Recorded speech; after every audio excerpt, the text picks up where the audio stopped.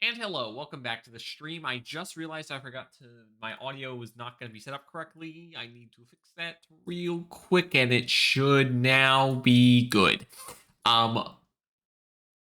This will be the second time I start a stream without actually quickly checking to make sure audio sounds good. But please don't ruin itself again. Anyway, so quick two things. First, yesterday. So I wasn't able to stream yesterday. Unfortunate. The first time I've not been able to stream on one of my scheduled days since I started my new schedule, which is unfortunate, but a little life. I can't dedicate all my time to streaming. If something else comes up, it's kind of necessary to do that something else takes priority. It's bound to happen. Second of all, I mean, what a tragedy, am I right? Second of all, today we're going to be playing Pokemon again for the reason that the game I want to play next is actually going to take more work to set up because it's an older game, which means that I have to actually mess around with some crap that I never realized I would have had to mess around with. Yeah. So definitely will be working on it. Hello, dog. The dog's with me today. He's very... he wants to leave, but no, I can't. You have to stay in my room or else I'll go pee in the house somewhere, probably. But what was I saying? Right. I'll definitely have the game ready for tomorrow. Just I'm not ready now, so we're playing Pokemon still. I could stream and do a bunch of Googling and setup of stuff, going into configs, blah, blah, blah, blah, blah. Nah, this is not interesting. Anyway, with that in mind, let me... Where is it? There it is. Let me boot up the good old FireRed. Yes. This one? Yes. Oh, yeah, right. I forgot.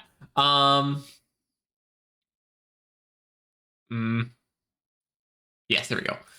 Now, could you please capture...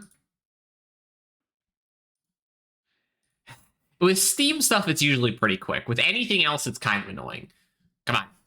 Do it. Capture the screen. Please. Oh, yes. I'm asking nicely. Please? Come on. It shouldn't take this long. I'm patiently waiting for there to be a capture of Pokemon so that I can transition to the other screen so that... Hello, dog. Yes, I see you. Why are you not working? So annoying. Okay, now you're gonna work? There we go. Just say it. All right, well, whatever. So what we did last time was... get the 4th gym badge. So now... we're going in here. Oh goody. Oh joy. The Team Rocket hideout, the whatever it's called, the Rocket hideout. Don't need for no need for but you know. So I've never been a big fan of the villain lairs. Gen 1s are kind of boring and the same thing, even though it's 2 different areas. Gen 2 doesn't even have a team hideout. No, that's not true. But that one's also boring. The problems with only having one type of move, huh? Gen 3s... I don't even remember what it's like, to be honest. What is this? Oh, don't poison me. Steam wants to update? No, not while I'm streaming, thanks. So yeah, Gen 3 I don't even remember, so I assume it's kind of boring. Gen 4? Galactic? It's fine, I guess. Their big base at the end is okay. I would definitely say Plasma as the edge, because they have a flying ship and a castle, and that is pretty cool. And even though the castle doesn't have much going on in it, it's certainly unique. And the flying ship is also interesting. Flare's is terrible. Flare has the worst thing I've ever seen. And then I'll admit that they did a good job with whatever the island, the town that Team Skull took over. Whatever the Aether Foundation, that's fine, I guess. It's kind of boring, Aether Foundation. But the town where the Team Plasma people are is pretty cool. So I'll give teams. That's actually kind of funny. I would probably actually say that. What's it called? Something. It's still called the town. So Town, I think. I would definitely actually say so. Tier list of evil villain bases in Pokemon. Not something you usually talk about, but you know, we're in the evil villain lair in the game right now, so might as well bring it up. Town actually would probably be my favorite. So far, the only thing I've ever given Gen 7 is the fact that I prefer their competitive Pokemon the most, but it's not really much to do with the actual single-player game design. But compared to every other villain base, it's better, with only Team Plasmas being also probably good. Again, with the castle being kind of just okay. But the boat's good. I like the boat. Okay, this is long. Excuse me. As long as you don't send out any more psychic types, or steel types, or dark types. Anything else resist poison in this game?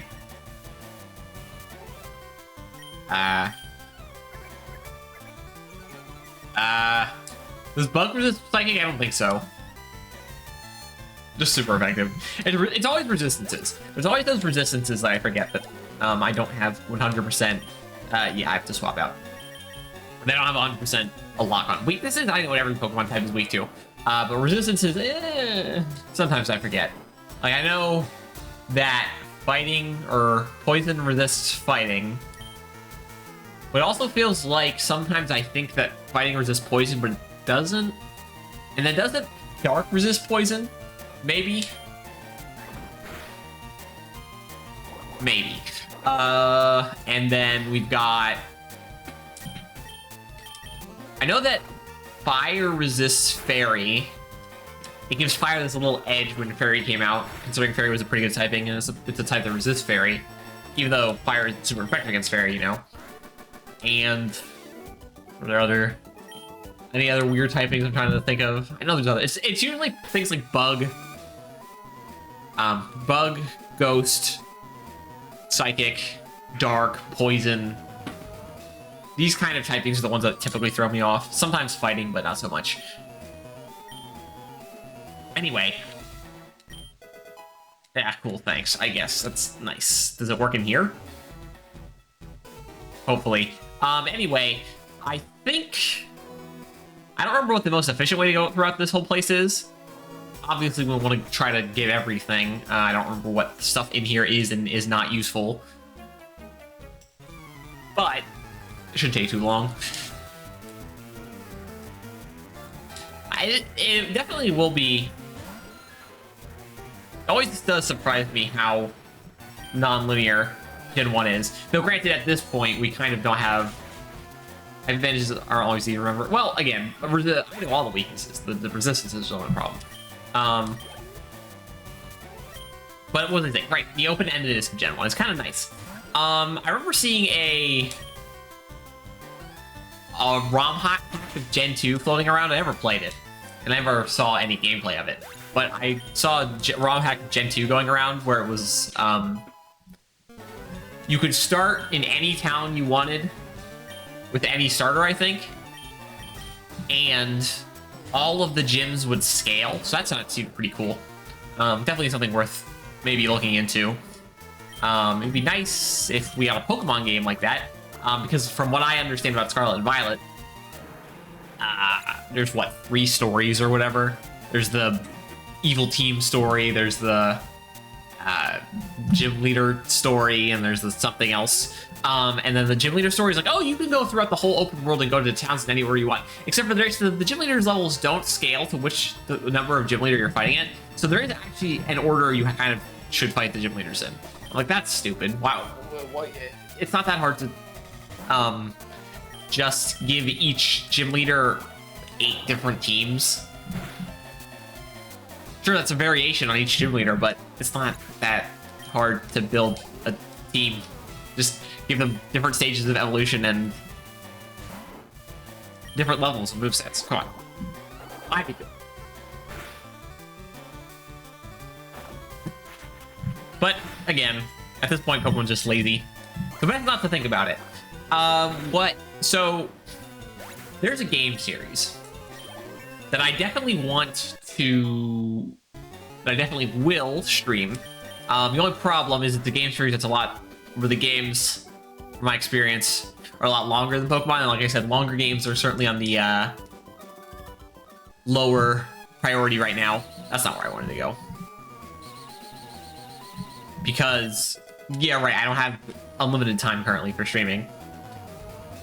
But a game series I want to play that I think is the Pokemon but not terrible now is there's a game series called Yokai Watch by Level 5, who are also the same guys who made Professor Layton. Now, I have not played... Okay, I've played Yokai Watch 1 and 2, and by that I've played Yokai Watch 2, the not Psychic Spectre, the one that's not complete, because they decided to start doing versions again. The first one didn't have versions, but then they're like, we're going to 8 Pokemon and do versions for the second game. Let me just heal my War Turtle, by the way. Do I have any super potions? Didn't I buy a accidental water? Yes, I remember. No, I don't want to see... Nope, right. I don't want to see the animation. Don't make me play the animations. Anyway, so I've played Yokai Watch 1 and 2. I've never finished them. This way? Or, no, okay, that's not true. I've beaten the final boss for both games. But the issue is that those games have a lot of post-game content, which isn't... Okay, it's not really that big of an issue. It's kind of cool, actually. But it doesn't mean you have to do a lot more stuff, and their post-game content is actually kind of interesting from what the stuff I did remember. So it's definitely a game series that has a lot... I'd have to do a lot more work in. But again, that's definitely... wait, I thought I couldn't use the elevator. Yeah. It's definitely a series I want to play, because from what I remember when I played Yokai Watch 1 and 2, Bony Spirits or Fleshy Souls or whatever, whichever one it was, they're what Pokemon should have become, kind of. Definitely different in a way, but they definitely have that collectible aspect. And it kind of saddens me that Level 5 is not so active in releasing Western games anymore. They'll definitely, obviously, there in the new Nintendo Direct, there was that new Layton game, which is what prompted me to play Layton 1. But, what was I saying? Right, so they'll definitely release Layton in the West again, which is good, but I wanted to switch out. The problem is they have other game series. There was that, like, detective in virtual reality game. It looks like actually kind of interesting in the last Nintendo Direct. I was kind of interested, then I saw Level 5 made it. I was like, oh, I'm a little more interested now. But I've always seen them as every game... Oh, wait, actually, we're all equally leveled. Never mind, we can stay in. I've always seen Level 5 as a consistently good company, from my experience. So... Yokai Watch died because of... Well, I don't think it died because of that. From what I understand, they just didn't market it very well in like, the US and Europe. In Japan, I actually don't know. My problem with the Japanese markets, my knowledge and understanding of them, is that they are so different completely. For instance, they don't like Metroid over there, which is why Metroid games aren't made very often, and Nintendo only listens to really pays attention to their Japanese fans, which is strange, considering they make most of their money not from Japan, but... Anyway, but yeah, I know that most Japanese Nintendo fans don't like Metroid. So that is a definite... Yeah, kind of something... It would be nice if they paid attention to more than just the Japanese market. Because again, they make more money, definitely in the United States, and then probably Europe combined also makes them more money than all of Japan. I've also never understood. So from my understanding... From what I understand about people talking about the lives in specifically the two countries that I've heard this talk about is in Korea and Japan. It's a very work-centric culture, and you're expected to always be doing above and beyond. Which there are people like that in, again, the United States and Europe, the two places I'm most familiar with, but not even close to what they have over there as a general work culture. So again, not as someone who hasn't lived there, I'd love to visit Asia. It'd be nice. As someone who hasn't lived there / visited, I don't understand, based on how bad I've heard it described, bad in the sense that people are working all the time, how do they get any free time to play games and stuff? Because again, because that's one of the things about games that is kind of weird, is especially when they first were a thing, was that people, and certain people still to this to a degree, think that gaming is exclusively a kids thing. But that was never 100% the case, and it becomes less the case every year. Because obviously the people with the spending power are not kids. Maybe older teenagers at best. So more adults will be playing games every year. And obviously, eventually there will just be the point where everyone who's older than gaming who doesn't care will be gone. So that means most people will be at least game some, or they have gamed some, or combination of whatevers. Which means the only people left will be the people who actually just don't care. And there's always people like that. Certainly, I feel like gaming is a little harder to get into, a little less generic than something like TV. Obviously, people always compare gaming and TV to each other because how much is Absorb going to do? Because they're both basically media, digital media to be more specific. Not digital media like books, even though you can read books digitally. But even though you can compare gaming and movies and TV in a certain sense of the word, the problem is that gaming is definitely more involved. You don't really need to do anything when you're watching something. Nah, I don't care about that. You don't have to do anything when you're watching something. So when people talk about not liking gaming and then being someone who still watches TV a lot, you have to remember that, well, you actually have to dedicate yourself to a game. You have to be the one to beat the game, where I find that in most cases, if you're someone who likes to watch TV or shows or whatever, movies, whatever, it's more like a passive thing, just a time killer. Whereas with me, gaming, it's definitely something I dive into, I focus on, I love just looking into a game, learning about it. So actually playing a game is work to a certain degree, but then what I do is even more work, where I like to learn more stuff about the game outside of just the act of playing the game. So different degrees to each person. Which is kind of why I think I like to watch TV sometimes. I very, very rarely like to watch a movie. But I think definitely the reason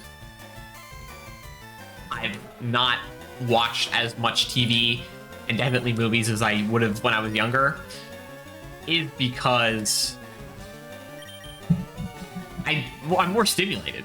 I find playing games more interesting because I'm participating in the content. And again, there's still good games. The game I brought up was Xenoblade Chronicles 1. Great story. Really enjoyable to watch when there's a cutscene or whatever. It's certainly a game that has a lot of them. And I've heard there's others. Again, I've always heard that Metal Gear Solid 4 has a lot of cutscenes. I guess we'll see when we get there. Anyway, so yeah, there's a lot of cutscenes, and games can have good stories and such. But the fact that you're interacting, that you're doing something, is more interesting than just passively watching something. Or, so, not 100% of the time, to be fair. I do like stories that generally make me think. Sometimes I'll like something that's a little more of a turn off the brain, just kind of vegetate to watching it or reading it, though I've never really read anything that's completely vegetative, since reading takes more effort than watching something, obviously. But I generally, if I'm going to read or watch something, it's going to be something, or at least I hope it's going to be something actually where I think about it, and I think it, and have fun thinking about it too. Right, again, gaming is fun to think about just because you can always think about, oh, how could I have done better? How could I have gone faster? Well, there's speed running for you, but I don't speed run games. That seems a little too insane. Again, something like speed running has never really crossed my mind of interest because, god damn it, I can't fight you.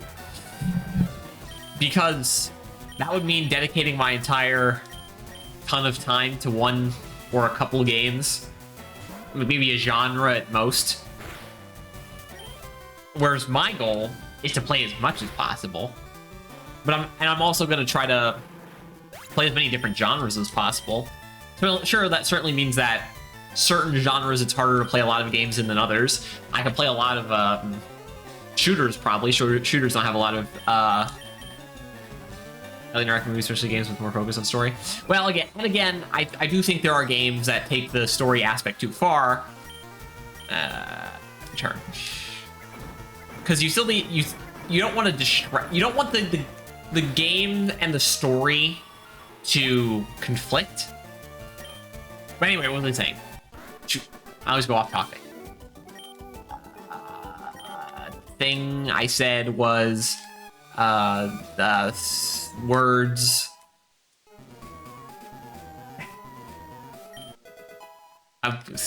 I'm very good at losing. TM49. I wasn't paying attention again. What is that? I gotta look. 49, is it something cool? No. Wait, that's 39. Still no. I was gonna say 39. No, the Rock Tomb. That's what Brock gave us. No, 39 is the thing that is what Snatch said. Stupid. But yeah. So Pokemon's a perfect example where I think a game with a good story would be kind of stupid anyway, because the purpose of Pokemon isn't story or the plot. It's the aspect of building a team, building that team, and then just kind of going around the world with that team, the Pokemon world, so to speak. Whereas a game like, and again, RPGs are kind of uniquely suited for this, especially JRPGs. I find that Western RPGs are typically lacking. You want to? But JRPGs, I find, are a lot more suited for that long-form content because of the style of gameplay. It's a little more slow-paced, which means you have more time and more ability to tell something longer form. Which is coming back to movies and TV, which is why I've always said that I don't think I've ever heard of a good video game movie, because video games are very much a long form, for the most part, genre of media. So there is no way you would ever be able, god damn it. There's no way you'd ever be able to tell a story, or a video game story, within a movie time scope.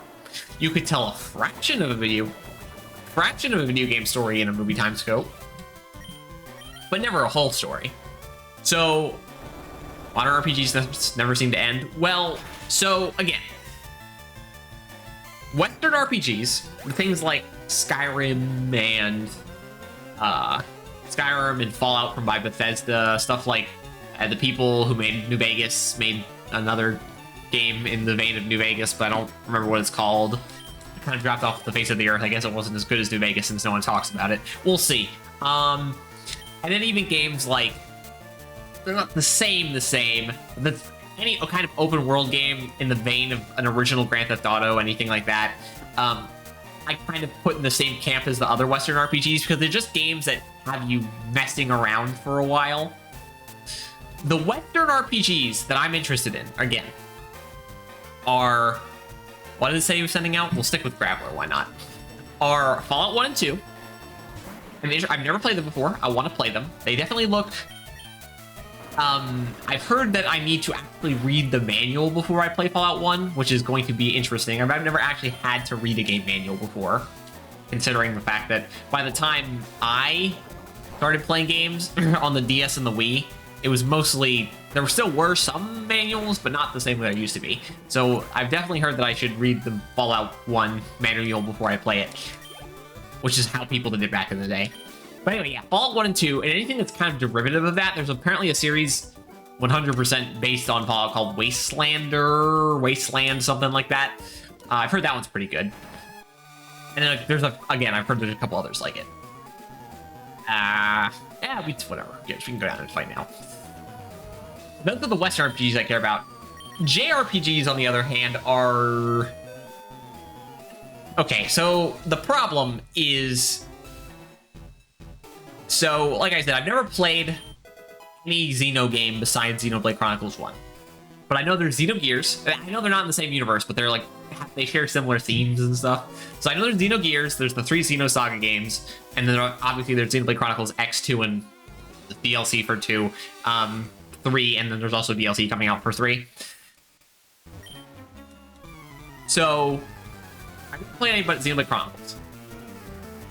I kind of know what Xenoblade Chronicles 2 is like. I don't know spoilers about Xenoblade Chronicles 2, but I know what it's like. Well, it's a single-player gacha game with weird, very obtrusive anime elements, and... Okay, so anime isn't inherently bad. There are just certain aspects of anime that are annoying. And those aspects are, from what I understand, in Xenoblade Chronicles 2. Which means that, while I am interested in playing Xenoblade Chronicles 2, I'm definitely a little mildly apprehensive of it. But it should be fine. I trust... What, they're Monolith Soft, right? Apparently Xenoblade Chronicles 3 is really good. But they just decided to make something different, which is, again, fine. But there are probably a bunch of JRPGs out there like Xenoblade Chronicles 2, / worse than Xenoblade Chronicles 2, that I definitely want to keep my eye out for and not... Again, as someone who wants to play a lot of games, even games that I don't think I would have 100% fun with are games that I would be interested in playing. It's just I probably won't end up being as interested in them. And again, I like long-form games. Games that can take a while are certainly games that you can really spend the time necessary to get really invested in the world and such. And that's kind of the thing. I typically find that games that are planning on being long are better developing the world and not the characters. You can do the characters, but it's a safer bet to develop a game that's really long where you develop the world more. Now, if you can develop good characters too, that's also a plus.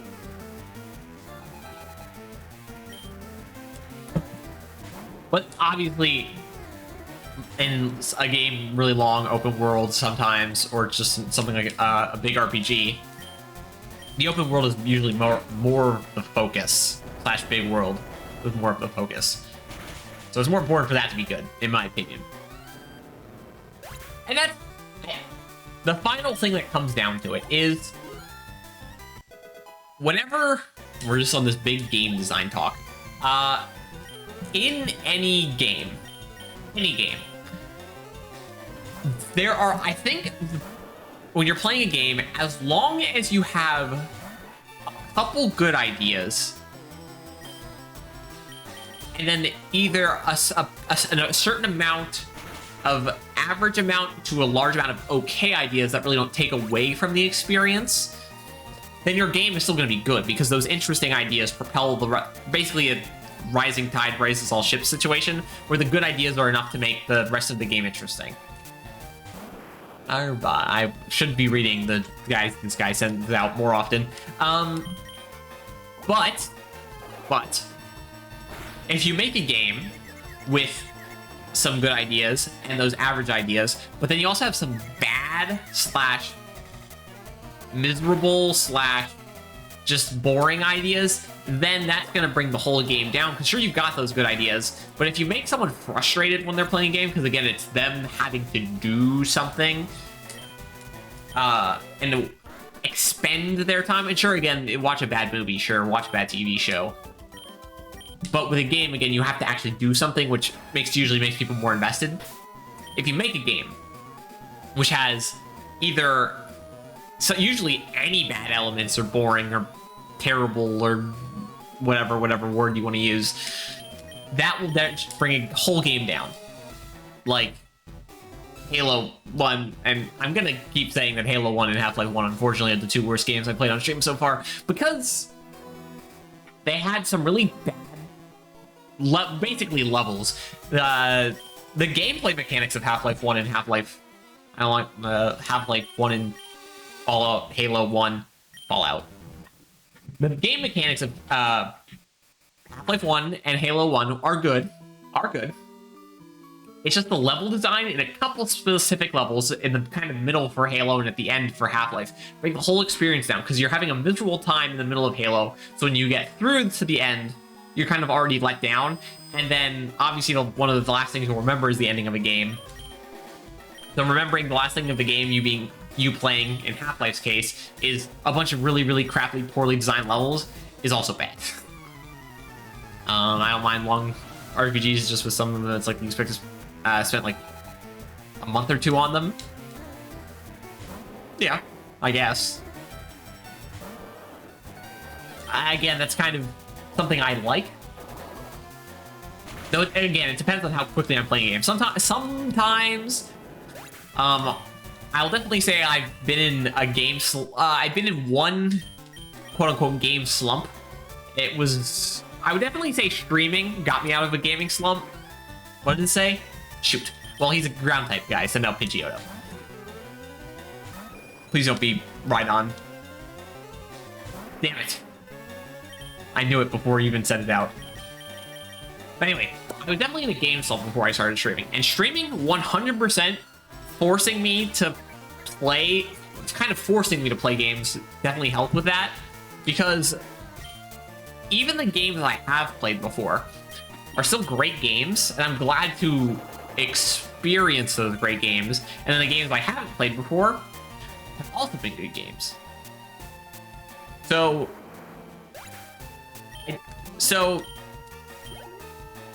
is streaming work, so to speak? Yeah, sure. Again, I wasn't paying attention. God damn it.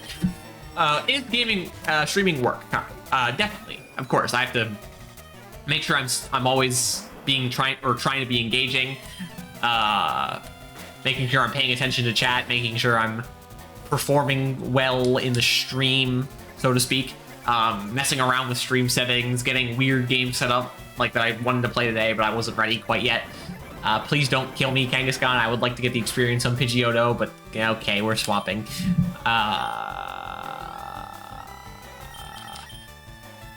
But because it kind of holds me to a standard, then it definitely does make it easier to say that, oh, I have to play the game, then I should make an effort to actually have a better outlook than just like, oh, I can stop playing whenever I want. Which was definitely part of the problem when I was slumping, like not having a lot of fun playing any games. Was because 100% I was just like, I can just stop playing at whatever point I want and go back to playing one of those games that I could just go play for. I've been playing for hundreds of hours already. I can just keep going to play that game for hundreds of hours already. Again, definitely, I still do play. In that one stream I played Yu-Gi-Oh! And Binding of Isaac, and it's hard to grow as a Twitch streamer. Well, yeah, duh. Most people don't make it out of the whatever tier you'd call it.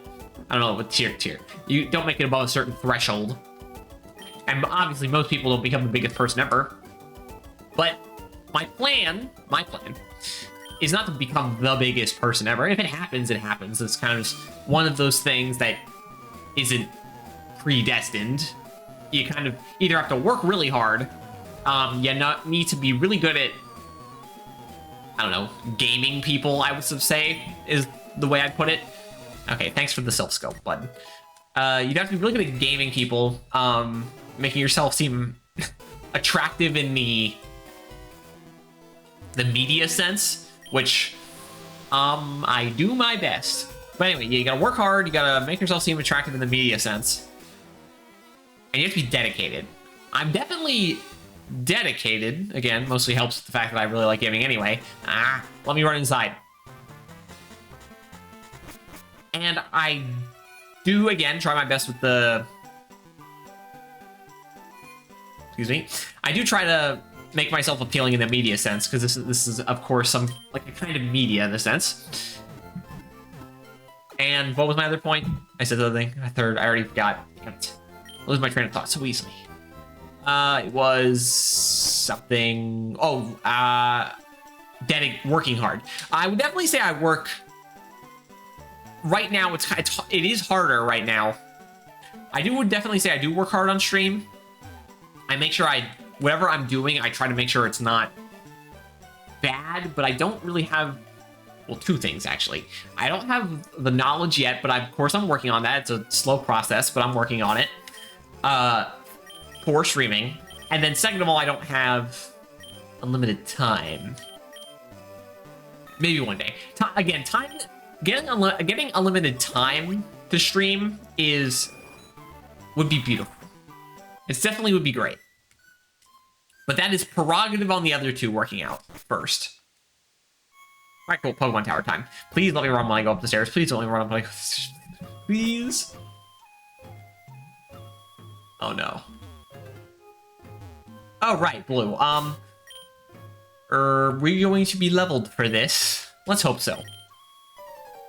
Hey. Of course, one of my biggest problems is I don't like social media very much. The only one that the only thing I use that kind of could be cloud. Okay, we're over leveled actually. The only thing that I use that's kind of considered social media is Reddit, but that's only to like look things up typically. Like a good place to go if you're ever when you're having like a problem in a game or something is look up your problem, type in Reddit into Google, and then you'll get someone who else has posted about that problem in Reddit, and then it comes up and you're like, thanks, you did the work for me. I appreciate it. But yeah, I don't like Twitter. I don't like Instagram. I don't like Snapchat. I don't like... I'm pretty sure Snapchat's more of a messaging system. I just like using Discord, really. What did he say? Gyarados? I don't have an electric pet. But yeah, I don't like Instagram, Snapchat, Twitter, Facebook for what that's worth, even though only older people use that anymore. I remember getting a Facebook account when I was younger because it was the cool thing to do, but I never used it, and then I deleted it after never using it. Yeah, that did a lot of damage. So I definitely think that's something I'm gonna... Okay, confusion. It'd be cool if you didn't kill Kadabra. And kill yourself. Yes, nice. Alright, it's definitely something I'll probably have to overcome, since most people use those social media platforms when they're bigger on Twitch to make sure people are always informed. So it's definitely gonna be something I have to not so much overcome, just begrudgingly do, because it's not something I want to do, but it's something I should do. What did he say he's gonna send out? Ha! My Growlithe is 7 levels higher. You're also using Ember on a Pokemon with Flash Fire, so that's pretty smart. So when he sends out his maybe Ivysaur next, my Ember will be stronger. Can I please get Flame Wheel now? Ember is just not cutting it anymore. Kadabra, we can stay in. I got Bite. Oh yeah, right, I forgot he also had that Anabra way back when, and a Kadabra in that first fight. Kinesis. Wait, what does that do again? Also, why is... Oh, accuracy? That's fun. Why does... Never understood. Okay, the Matrix. But why does psychics get associated with spoons besides that scene in the Matrix? I don't know. That's not really psychic powers. That's more like... We're just recognizing that they're in a computer, so who cares?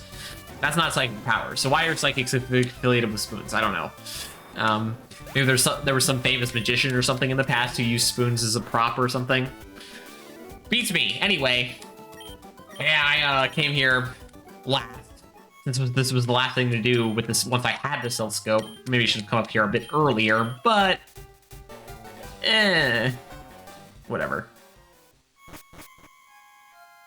I don't really hate... Oh, do I need to go back and heal? Well, Cadaver's almost dead, so might as well. Granted, he's not very good defensively, but that's kind of the shared trait of Kadabra and Alakazam and the Gengar lines, is they hit like trucks, but they're not very strong defensively. You know, I'm still kind of sad that they took... Of all the things that I've said I like Gen 7 competitive Pokemon, the fact they took away Levitate from Gengar is mildly disappointing. I don't know if that was the thing that knocked him out of OU into UU, or if it was the thing, or if it was just a combination of all the game's factors that knocked him out of OU into UU, but it definitely did help. So why did you have to take Levitate away from Gengar? Are you a trainer? No. Cool. That's nice. No, not fly switch. Please tell me that the escape route works. No. I can't walk in here. I mean, I can't run in here. I can 100% walk. It'd be weird not to be able to walk. Are they all going to use Ghastlies and Kadabras? Fine with me. They go down pretty easily. Or Ghastlies and Kadabras and Haunters and Absols. No, not Absols. Abras. Absol. Man, you know, it's always been funny to me. I know... So Abra, not Abra, Absol. I got both mixed up with each other. So Absol, a Pokemon that, from my understanding, a lot of people think is cool. I guess it's okay. I always thought of it as a speedy Pokemon, but apparently it turns out it's not the slowest thing ever, but it's pretty slow. But its Mega Evolution is very, very fast. Also, they got wings. Why isn't it not a flying type? But yeah, I don't understand why base form Absol is so slow. It should definitely be faster. Weird. In fact, most quadruped things should be. Yeah. I know we can get encounters in here, which is probably why I should start using repels. I don't plan on catching a Ghastly. I already have my Pokemon that doesn't get stabbed that goes with its best attacking stat already, and that's Growlithe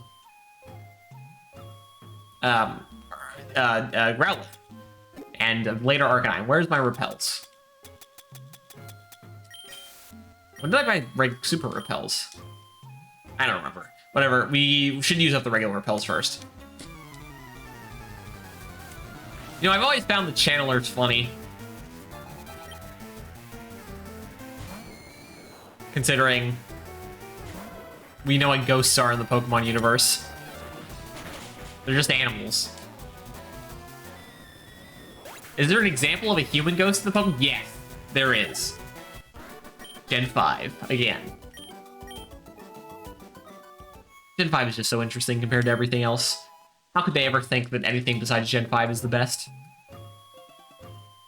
Laughable. Anyway, so now my train of thought has gone from 10 miles a minute and forgetting everything to losing my train of thought because I don't have any interesting tangent immediately to propose because that's how my brain works. Sometimes I'm able to rant for a long time. Like ranting about Pokemon. I can rant about Pokemon for a long time. But I feel like I've already done that. So, yeah. But yeah, I feel like I can sometimes rant for a long time about certain things. Especially gaming. But then other times, my mind shuts down and I feel myself degrading back into a sense of laggardness. Being laggard. That doesn't sound right. I don't know if that's a word. I know laggard is a word, but that doesn't seem like the right way to use it. Anyway. So, with that being the case, first fight me. With that being the case, yeah, so, with, you know, it's so frustrating. I want to play old games, right? And it's been very well documented, I know. It would be really nice. Oh, didn't I say this last time? That'd be cool if there was a company that made it so that you could play older games on stuff like the PlayStation 1 that don't get ported. Right, because I was talking about Armored Core, wasn't I? Anyway, that would make it so you can play old games like that without having to deal with the fact that no one's porting them. It'd also be nice if you could consistently play old PC games that are still available on things like Steam and stuff, but consistently and in 1440p, or at the very least, some sort of square, because there probably would have been a way to play Half-Life 1 way back when I played that. I could have played 14, whatever by 9, the new, not 4x3, it's the something 15x9 or something. But I chose to play Half-Life in 4x3 because it looked weird if I was not playing it in 4x3. Just, you know, let those black bars in. Fine, I guess. There probably was a way to play it in, again, I think it's 15x9. But I didn't bother to check because I just remembered it worked well. But I know there's a website called GOG, which stands for good old games, I think, which makes sense. They're very focused on old games. I applaud. Mostly PC old games, from my understanding. I've never used them, but I probably should be looking into them more if I plan on playing more old PC games, because I've also heard that they automatically will sometimes just have fan patches and fixes in so that things are fixed if you need to play old games on a PC. Oh, thank God. Growlithe is going to not be 100% useless anymore. Well, not really useless, just much more competent. You know, I could evolve him right now. I don't really need a flamethrower. I want the flamethrower, though. It would be very much better. But Flame Wheel's a good start. Flame Wheel's a good start. Come here. Yeah, lady possessed by an animal. What you should really be wanting is to go find some bugs to eat off the wall or something. Though my understanding of the Gengar line is they eat people's dreams or whatever. God, Dream Eater is a move. But they like negative energy stuff. I will always say that it is funny that Pokemon is always treated like a kid's thing until you start taking it. Yes, I thank you for healing my Pokemon. Anyway, Pokemon's always treated like a kid's thing until you start looking at it a little deeper. AKA, we brought up the Pokemon manga and the fact that sometimes it has some non-children elements in it. The Pokedex is constantly pointed out, especially in Mega Evolutions, like the fact that it's right, with a Mega Tyranitar, his back physically his back breaks open with like energy when he Mega evolves, and it's extremely painful. And Mega Salamence is so angry because of all this nonsense it goes through that it coats its wings in blood, like slicing things in half with them. Which is kind of strange because Salamance's wings were already red. So what the hell is the regular? Does regular Salamence do that? I don't think so. I know the regular Salamence like does have the rage tendency or whatever. Isn't that a plot point? A Salamence going on a rampage in the Gen 3 manga? I think so, right? That's why Ruby refuses to take his hat off when that's never a concept for the other characters. You see them hatless all the time. Not all the time, but typically they're wearing their hats. Because every Pokemon trainer has a hat in the Pokemon universe. Or at least the protagonist characters all have hats. Right? At least something on their head. Well, what's the least hatty character? Female protagonist, original female protagonist from Gen 2, aka Crystal. She's a headband. Not really a hat, but there is something there. Because Red has a hat. Green isn't playable until Fire Leaf Green, where she has a hat. Gen 2 gold has a hat. Gen 3 Ruby has the ugliest looking hat I've ever seen. The female protagonist, it's like a handkerchief or something. I don't know. It's kind of dumb. It's the thing that the Team Aqua and Magma Pirates guys wear. Whatever. It's kind of stupid, like I said. Gen 4. Maybe Lucas's hat is dumber. Flash Diamond if you're reading the manga. Yeah, that hat's kind of dumb. Gen 5, both wear pretty regular hats. But then the Gen Black and White 2 characters wear hats that are like those hats you'll see clerks or accountants or whatever wearing with the green, that are green or whatever. Or the people who control numbers when you see go gambling at something. What was it saying? Right, it's just gonna be a Ghastly. Word Hurdle? With the holes in the top.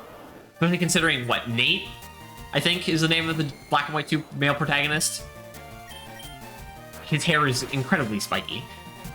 And you can clearly see that. And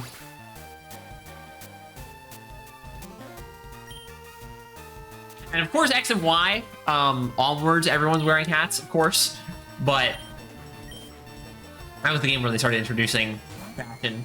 Again, add that up there with character creations being stupid. I don't care what my character looks like. If it's a silent protagonist, it doesn't matter. Just stay with the default. If they're silent, okay. So, I'm going to be honest. No, we're not using Bioplume. I've changed my mind.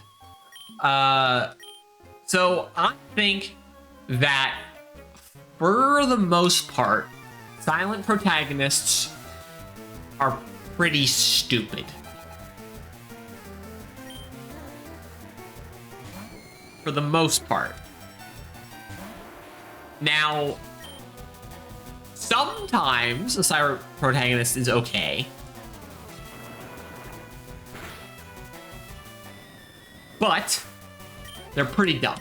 Like, for instance, so what games have we played so far with silent protagonists? We got Half-Life 1, probably Morgan Freeman probably being Morgan Freeman. Wait, that's the real life guy, right? Right, Gordon Freeman's the guy from the game.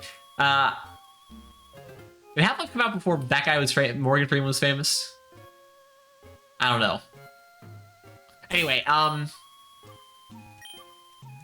was I saying? Right. So Gordon Freeman from Half-Life, probably one of the most famous silent protagonists. The Pokemon trainers, obviously. What? I guess maybe Ori from Ori and the Blind Forest. But he was like a baby or something, so I don't think he could talk anyway. And he also made sound effects, so maybe they were animals, so they wouldn't speak in human anyway.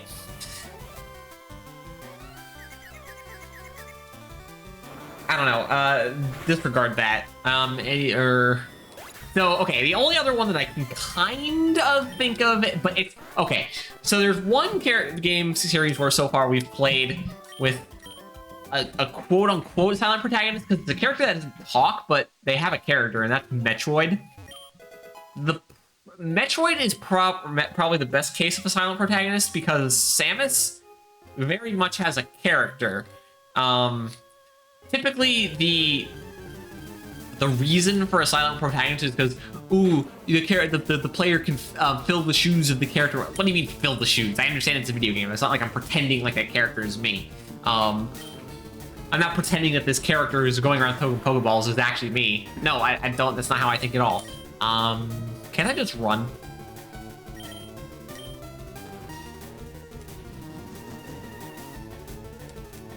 Okay.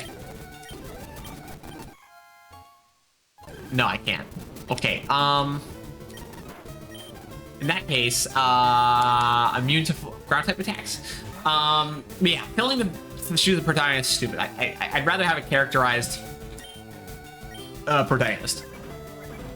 Metroid is the best way to go about it, because Samus actually is shown to have a character. It's shown, honestly, so far, so I would not say that in Metroid 1 or 2. Maybe if you're being really stupid. In Metroid 2, the fact that she spares the baby Metroid is shown as having some character. I will again say that once we get to Super Metroid, I'm going to refute that fact. I think it's incredibly stupid that people think that maybe Mercy is, but even still. Anyway,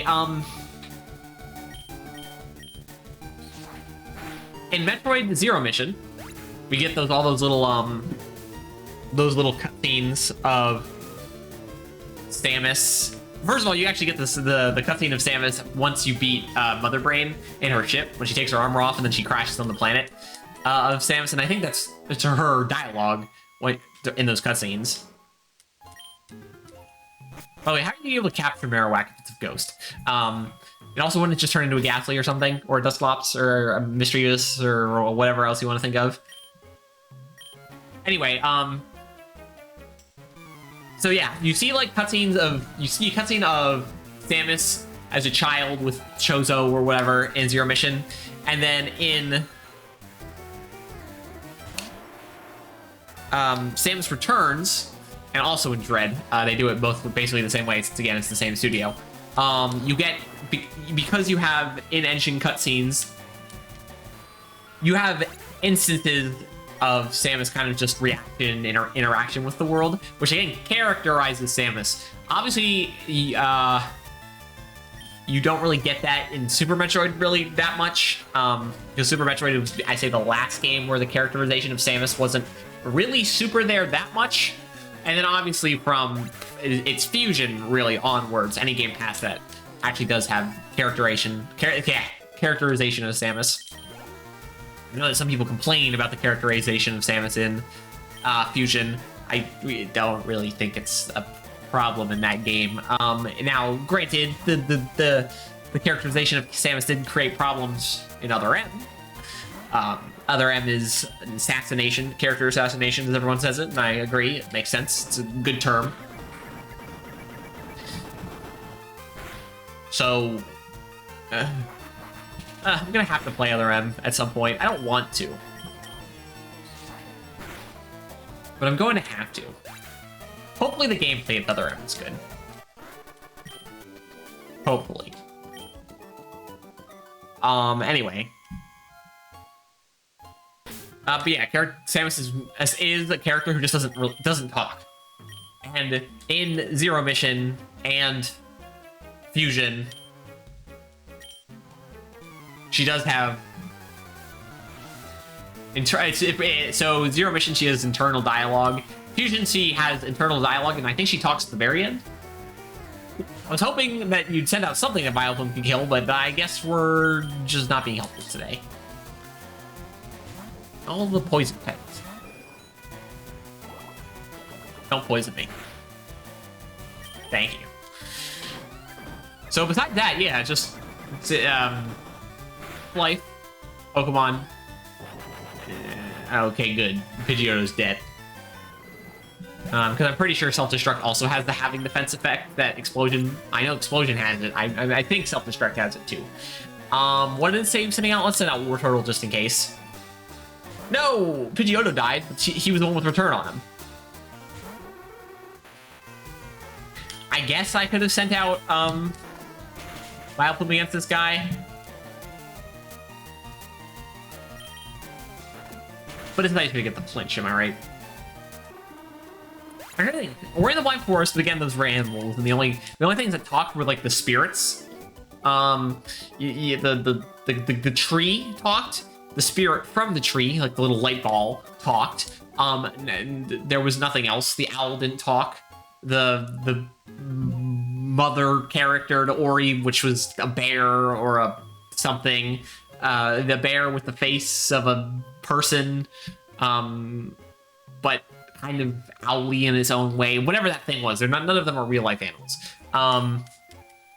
Didn't talk. The gangly guy who stole the thing from us at a certain point. We chased him, and then he ended up helping us later, and then ended up being of the Ori, part of the Ori family. He didn't talk, so I'm not gonna really classify that as a good silent protagonist game because no one really talks Just like the tree spirits, which they're cheating.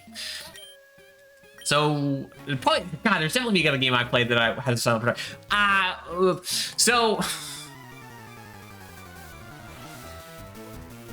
Doom 2016, the Doom Marine was the silent protagonist until Doom Eternal. I just remember. God damn, more poison types. So the Doom Marine was the silent protagonist in Doom 1 and Doom 2 and Doom 3 and Doom 64 and Doom 2016. And then almost all of Doom Eternal except for the cutscene flashback and then the ending of the second DLC. So they're like, we'll give them a line or two of dialogue. I will say that the I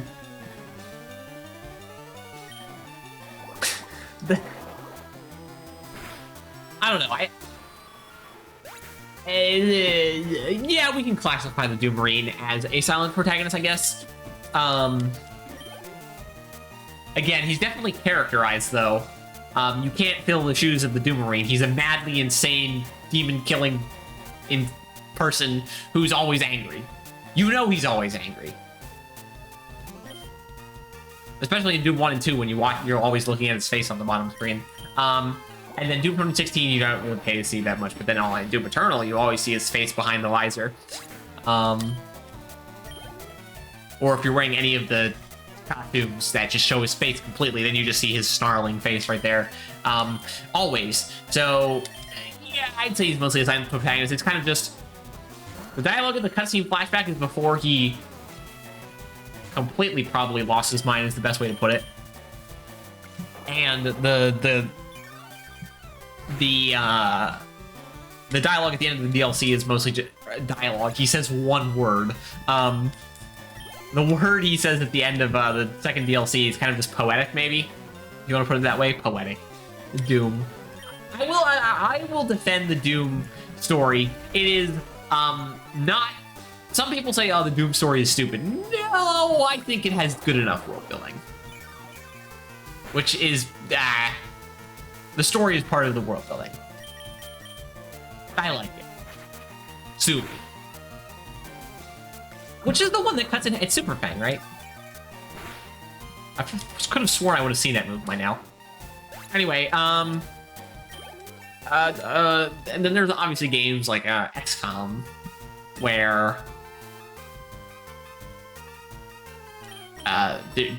there's no protagonist. Okay, I guess you're technically playing some guy called the Commander or whatever, who all the scientists and the guy with the headset and the engineer dude talk to, technically, but that's stupid.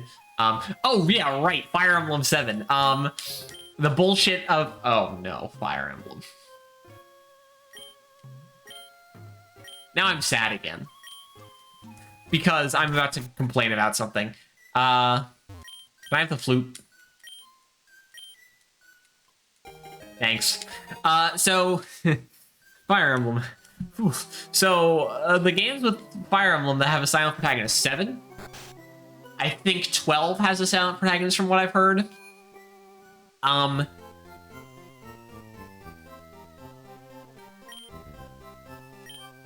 3 houses. And then I don't know if Engage's protagonist is silent or not. Hopefully he/she, since it's another create a character protagonist, stop giving us create a character protagonists. I'm assuming they're silent. I don't know why. Robin and Corrin weren't silent. They were both terrible, but okay, Robin wasn't terrible. Corrin was, but they were fine. At least they talked. That's a point they get over Byleth. But yeah, okay, so first of all, I think his name is Mark in Fire Emblem 7. I don't know why he exists. He doesn't matter at all. He's almost never brought up in conversation. He's brought up at the very beginning of the game, referenced maybe once or twice throughout the story, and then brought up again at the end of the game. It's completely unnecessary, but since it's not intrusive, who cares? So we can pretend that doesn't exist. I will go here first. Byleth is a joke. Especially, okay, so I've complained about Three Houses. Not specifically, I've just said I don't think it's as good as people say, and I don't like it very much. Having played 2 of the, 4 paths in Three Houses, knowing that one of the paths is a complete retread and the other one is unfinished. I've completed the Golden Deer path and the Blue whatever path, Blue Lions, Blue Stag, no wait, Golden Deer, Blue Lions, right? Is the red black? Even though everything is red for them, they're called like the black something. Anyway, yeah, I finished the blonde guy who gets an eye patch and the guy that everyone jokes about being upside down. I finished those, and the Golden Deer path was okay, mostly because there's missiles. That was interesting. And then the blonde guy was stupid. And then I know the other paths are a rehash, just completely unoriginal and incomplete, so that's good. This guy's especially defensive. I shouldn't be using War Turtle. Why am I doing that? But again, Robin and Corrin, both bad characters in their own right. To varying degrees, Robin is just kind of bland and generic, and Corrin is actively terrible. Okay, Grappler it is. Yeah, so Robin's bland and generic, and Corrin is just outright bad, but that's Fates for you. Oh yeah, right, I forgot to give this guy Brick Break. I don't know if it's better. Did's do a pretty good job. Please don't use Rest. What? Okay, so Byleth. I'm pretty sure, isn't Byleth voiced in like the You want a Chesto Berry? Isn't Byleth voiced in the I'm pretty sure he's Battle Quote. Okay, that's not what I meant to hit. Alright, we're doing this.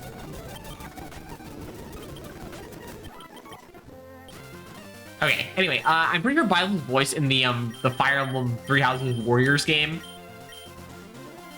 Okay, why couldn't you have voiced him in Three Houses? It's stupid. It's weird that he... That's the big problem with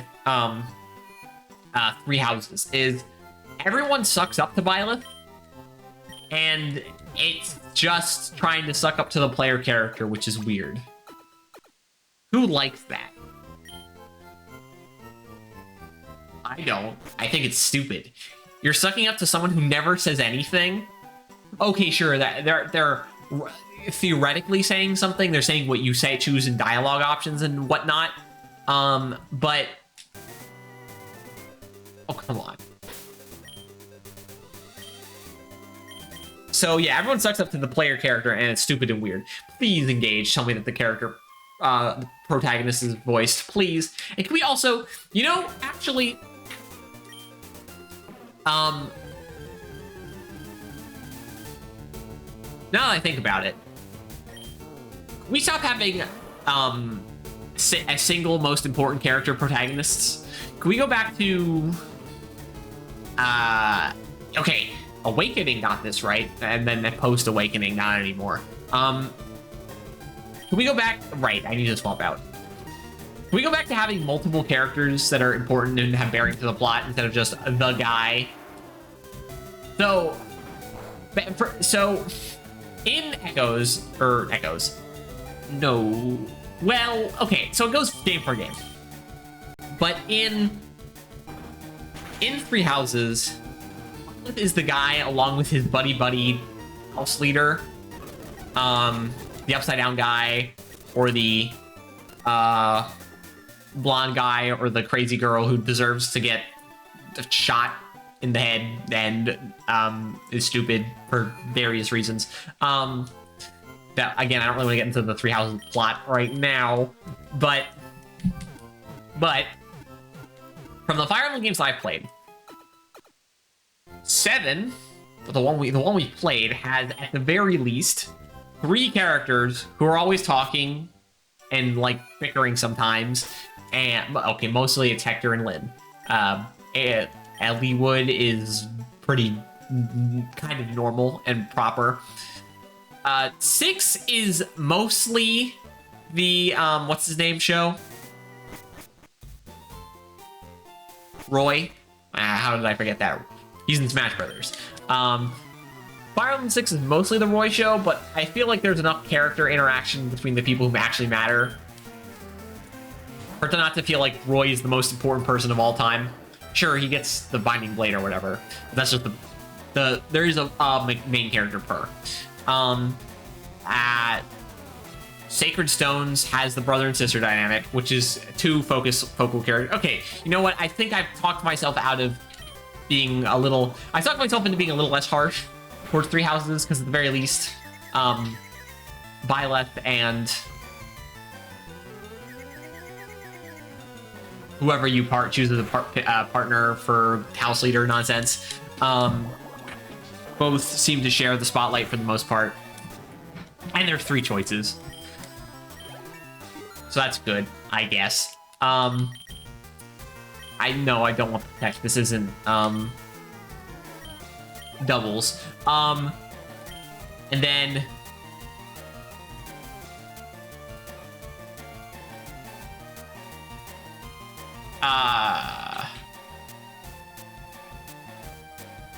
Path of Radiance and Radiant Dawn, which I will say are together the 2 best Fire Emblem games I've played so far. Path of Radiance and Radiant Dawn.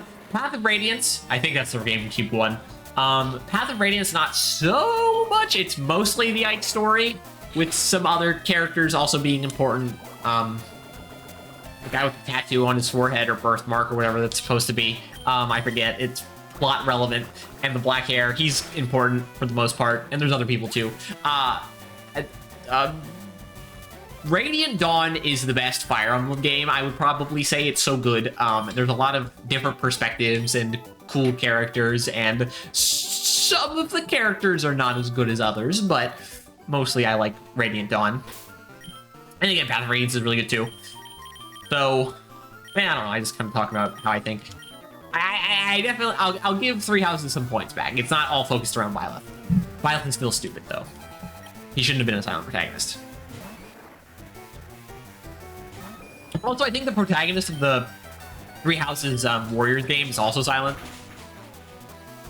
I don't know why you do that. Why? There's the Fire Emblem Warriors game, not the Three Houses Warrior game, but just the Fire Emblem Warriors game. I think it's called Fire Emblem Warriors. And I know that they have a very, not blonde, actual yellow-haired characters. I think they're a brother and a sister. I don't think it's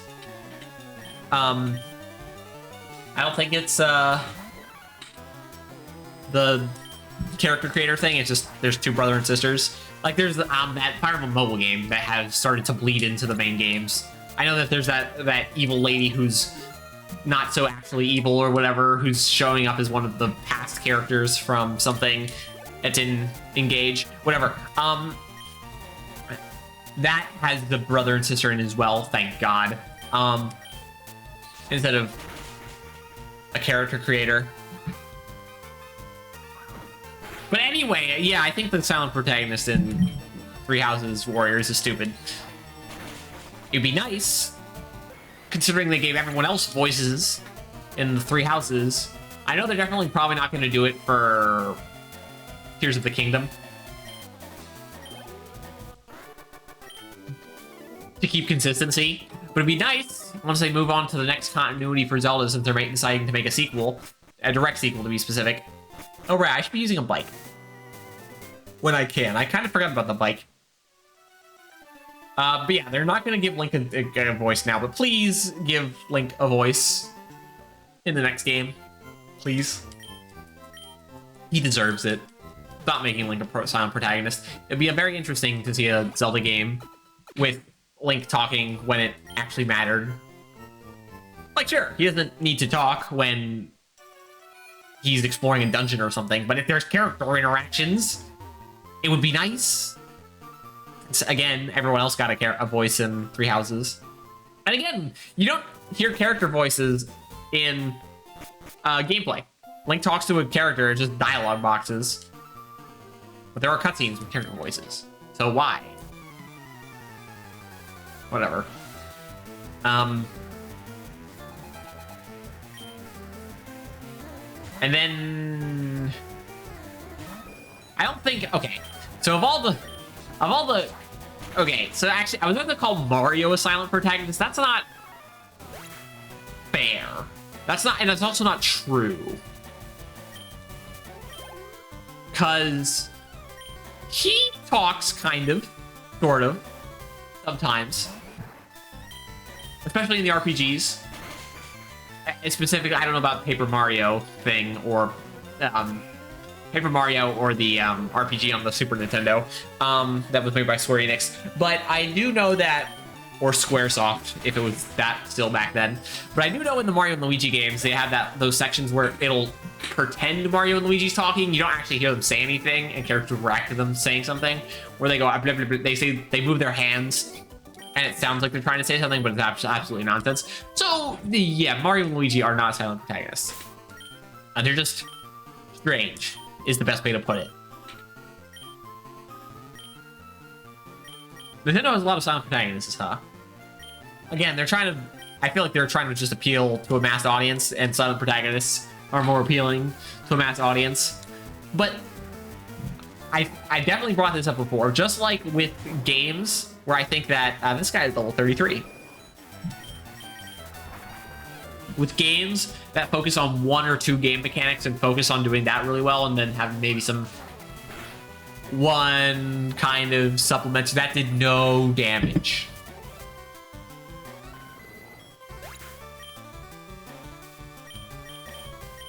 But anyway, having some supplementary or tertiary mechanics, that's fine, but there is the focus on one or two mechanics. Those games are better, in my opinion, than wildly spread garbage that is trying to cover too much ground. The game that comes to mind immediately when I say that is Red Dead Redemption 2. Again, game I haven't played. It looks kind of stupid, the amount of nonsense you can do in that game. Also, actually, Grand Theft Auto 5, now that I think about it. I know there's a lot of stupid nonsense you can do in that game, too. I don't know why Rockstar is insisting now with their It's so weird with saying Rockstar, and their last two games are Red Dead Redemption 2 and Grand Theft Auto 5. Also, why haven't they I know they put Red Dead Redemption 2 on PC. Where is Red Dead Redemption 1? I will not be playing Red Dead Redemption 2 before I play Red Dead Redemption 1, and that means I'm... You're making it more annoying to play Red Dead Redemption 1. But I can definitely tell you that Red Dead Redemption 1 is a lot more focused from my knowledge of the games. And Red Dead Redemption 2 seems extremely cluttered and unfocused, which means that Red Dead Redemption 1 looks fun to me, and Red Dead Redemption 2 looks boring. And again, it could have cool moments, but not as interesting. So, where this ties into characters, is having a character with a character helps, because it gives you something to focus on, something to work with, something to relate to, something to not relate to, and see them as a villain. That's how you do a villain, is you give them stuff unrelatable. And a character that you can relate with to someone you typically make as a protagonist. Sometimes I'll read or watch something or play a video game where there's a protagonist that is completely unrelatable, and that always is kind of jarring. But I suppose sometimes also realistic, because not every person is going to be relatable. Because not everyone's alike. I suppose you can empathize with someone even if they're not relatable. I think... Yeah, empathize. Sympathize is not the same. Yeah, empathize is the one I like. Yeah, you can empathize with someone even if they're not relatable. But yeah, you can't do that with a silent protagonist because they're nothing. They're just a nothing character. Again, there are characters that are mostly silent. that you can empathize with. Kind of. I definitely say it's harder to a character that I wouldn't completely classify as a silent protagonist, like Samus, I mentioned before. A lot harder to empathize with because she doesn't really say much. She does have character interactions, but at least it gives you something to latch onto, something to look at and say, that's cool. Like when she points to, like I mentioned, when you beat the big robot, the digger robot, the excavator, I'm doing that again. And she doesn't, he starts to get back him, she doesn't pay attention, just shoots it in the face. That's like a cool moment. Like, yeah, I like that moment, because it has character. It's just so, it shows Samus' attitude, you know? Anyway, yeah, silent protagonists. 9.999 times out of 10 suck. Let's stop doing it. These guys have really high level Pokemon. Are we going the other way? Fuchsia? I think Fuchsia is the name of the city with the poison gym leader. I can check, but it's not really worth my time.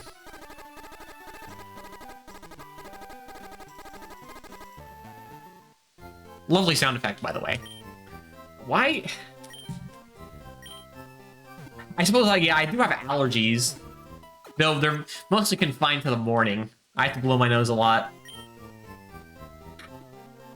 A lot. And I do most of that in the morning. So, in the afternoon, for some reason, I don't have to blow my nose much anymore. And I can usually breathe through my nose in this time of day. But then my nose gets really itchy. Because I'm blowing my nose all the time, I'm so used to having to touch my nose a lot that my nose is like, I should be touched now. And I'm like, I don't want to. I don't have to blow my nose right now. It's actually very nice not having to blow my nose every 2 seconds, thanks. And so it's like, no, I want attention. It's like my dog. But he doesn't like his nose touched. Go figure, he's a dog, he's got a sensitive nose. He's actually been very well behaved today. Hasn't been barking maniacally at anything. Nice change of pace. Being a good dog.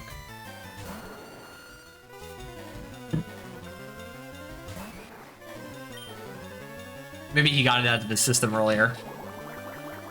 I do try to, my dog's still pretty young. Well, he's what, 6 years old? I forget. Okay, so I'll be honest. I don't keep track of my dog's age. The rest of my family do. Revenge, I was not expecting that, actually. But yeah, I don't really pay a lot of attention to my dog's age. But I do know he's like 6 or 7. Which is middle-aged, technically. Actually, I think it's, depending on the breed, it's either they're close to dead at this point. Especially, I know it's what, big dogs that die faster and small dogs live longer. Apparently my mom had a friend who had a Great Dane, which is the biggest dog kind breed, and he died when he was like 9 or something, which is unfortunate. Why's it gotta be that way? But he's not that big, so he should hopefully live till he's 13, 14, 15, 16? I don't know. Something like that.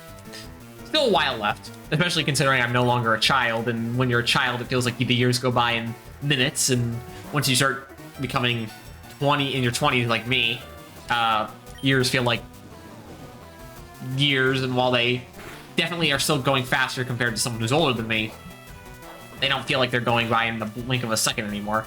That's a lot of damage. Yeah. I was actually thinking about this earlier today, where I saw a... Did I say Machamp? Yeah, so I saw a clip, or just some video where it showed a old, I don't know, Gen 1 iPhone or something, whatever you call it, whatever the first iPhone was.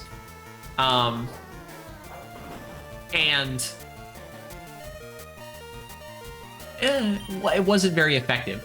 I saw a picture of like apps and stuff on an original iPhone, and I was like, I remember that. I saw people using iPhones back then, Back in the time when kids my age were not supposed to get phones when they were really young. That's definitely changed now. But I definitely remembered it. But I was like, that felt like it didn't last very long. It felt like we were going through different iterations of technology a lot faster. Of course, that's because when the first iPhone came out, when did the first iPhone come out? I forget. The first iPhone was released in 2007. That's a little earlier than I thought. I would have said like 2010. That's part of the reason I thought it was going so fast. But yeah, the first iPhone came out in 2007, a little earlier than I thought.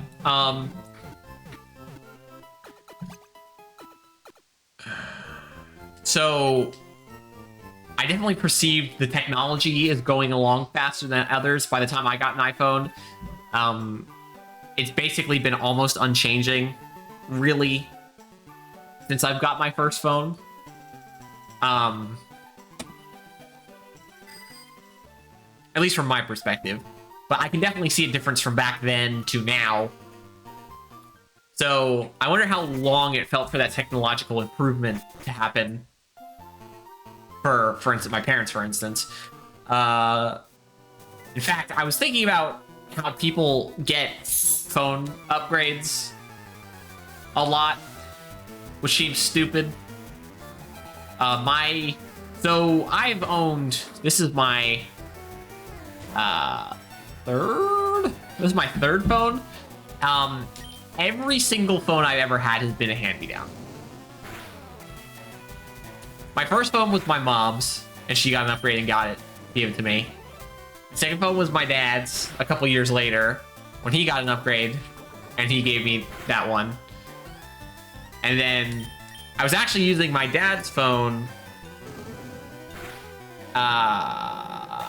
until about a year ago, when that phone started to just crap out on me, and now I have this one, which was my uncle's old phone, and then he got an upgrade, and he gave it to me. So that's kind of the thing, is I don't really care.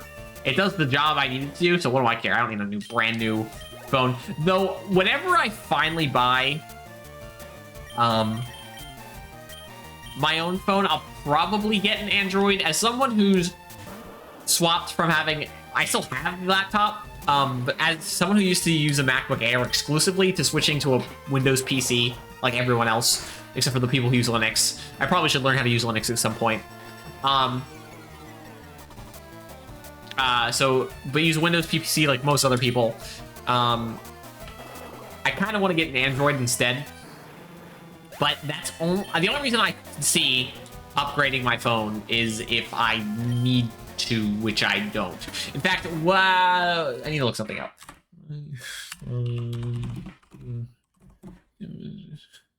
Okay, so the phone I had before this one, because I currently have an iPhone SE, was an iPhone 6, and that came out in apparently 2014. So I was using a phone from 2014 up until about a year ago, I think. When did my uncle send me this phone again? I think it was about a year ago.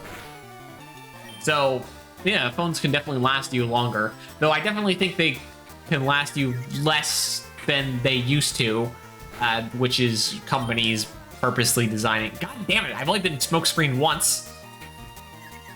But yeah, companies have definitely designed them that way, which is stupid. I don't know why you do it. Can I please hit my water pulse? Thank you. All right, well, the dogs come over here for attention now. Hello, Aiden. What is it? You want to be petted? You want me to scratch your back? Since you positioned yourself in such a way where you're sitting parallel to the chair. He's a good dog. Mostly. Until he starts barking insanely at something. Usually a squirrel. Or a lizard. Or cat. Or a porcupine. Or hedgehog. Or snake. Or bird. Basically anything. He'll go crazy at. Other dogs too. With something like a dog, he thinks all dogs want to play with him, which is not true. I remember my aunt once brought over... Wait. My great aunt brought over her dog, and that dog was not the biggest fan of Aiden. So that dog definitely didn't want to play. And he doesn't know that. Obviously, he's a dog. They don't actually communicate super well, for the most part. Sometimes they can. But yeah, he thinks everything is gonna dog-sized, small or whatever, wants to play, including cats. Lizard-sized and smaller, or perhaps rodent-sized and smaller, he will kill. He has killed mice before. He's killed lizards before. He's killed frogs before. But this kind of just his nature. I don't hold it against him. There's just something he does. What's he gonna do? Go against his nature? He's a dog, an animal, and that's what I like about him. Right, Aiden? Are you a dog who conforms to your nature? Here, come here. Look, there he is. There's his paws. He's not quite tall enough to stand on his back legs and show up on the camera. Look, there. Come on, Aiden. Raise your head a little more. There's his nose. You're a bit too short, you know? All right, put you down now. All right, good dog. Don't worry. When the stream is over, I will play with you, okay? Yes, of course. He'll be bored sitting in this room for an hour and a half, or I've been in here for an hour and a half. So that's still accurate, but he'll be bored when I've been done sitting in here for 3 hours, right, Aiden? Typically, there's someone else home for him to be stimulated by, or at least lay near. He doesn't like being cooped up all that much, though. To be fair, so he's not. Okay, so he has kind of some separation anxiety. Not like the worst thing ever. He's not going to destroy anything or run around the house, but he will pee on things. And in very rare cases, poop all over them in some places. But mostly it's peeing on things. When he's left completely on his own. So we typically, if we're going to have to leave him alone, we have to either crate him or make sure he's left somewhere with people. And he actually kind of likes his crate for some reason, which I guess it's a good thing, I guess. Better to have him like it than hate it. But it's weird because you don't like me being cooped up in my room, but you're fine with you like your crate actually. He'll run right into it given the opportunity. And sometimes he'll just go and lay in there for fun. Sometimes it's put in like a room in the back, kind of just to have it out of the way. But if we have the crate out in the living room, and they have it open, he'll sometimes just go in and lay in there. Again, kind of a good thing. Definitely nice. He's not doesn't hate his crate. Now, what he does hate is he likes going on walks. He does get excited if you talk to him excited about walks, but if you just talk about it, say the word normally, unlike other dogs I've heard of, he won't become insane. Right now, he's just kind of just standing there. Not even wagging his tail. He's just kind of standing there. What was I saying? Right, so he likes walks, but we put a harness on him because he likes to pull. He doesn't like getting his harness on, but as soon as he gets his harness on, he knows what's happening and he goes crazy. He likes to go crazy, which is fine. Again, so I was going to say this is bad, but no, actually we're using Graveler, so this is good. This is very good. Unless we have magnitude 6, I don't think that's going to kill. The thing with our dog is he is trained to a certain degree. He knows he shouldn't pee in the house. For the most part. Again, separation anxiety nonsense. And we can get him to sit, stay, all that nonsense. So he is trained to a certain degree, but he's not as trained as other dogs, which I like, because it gives him a bit more of a personality, I'd rather have a dog that's a bit more free-spirited than a dog that's completely subservient and does everything at the snap of a finger. Like, would it be nice? Sometimes, theoretically, I'm like, Aiden, please listen. And he's not listening because he's just all hyped up.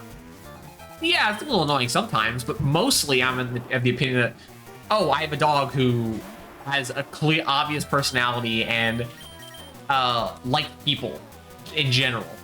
He doesn't like beards for some reason. Yeah, I just remember.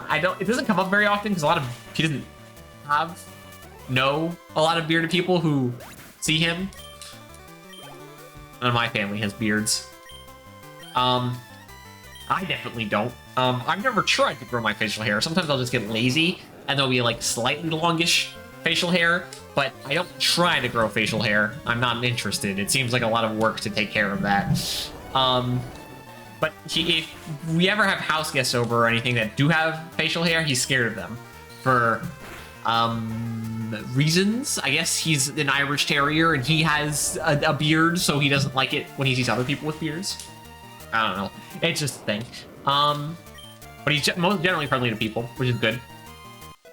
Though if there are people present, he will be connected to people. He would like give me attention, and people will give him attention because he's a dog, and who doesn't like dogs?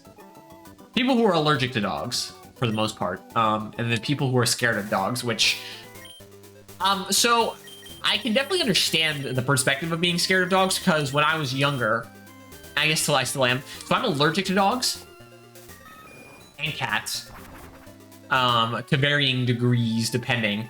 But what we learned is that I'm allergic to dogs with fur, and fur is different to hair in some chemical makeup way that is over my head. I don't know how it works.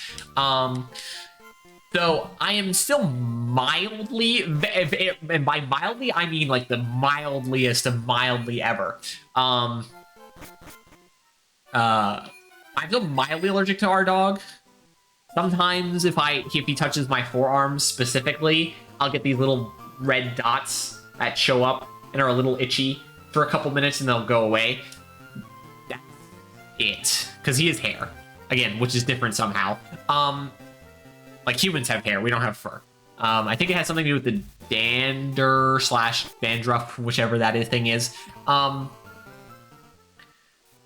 So yeah, I get these little red spots on my arm. They itch for a couple minutes. I never scratch them. They go away. Cool. That's that. Nothing else to it.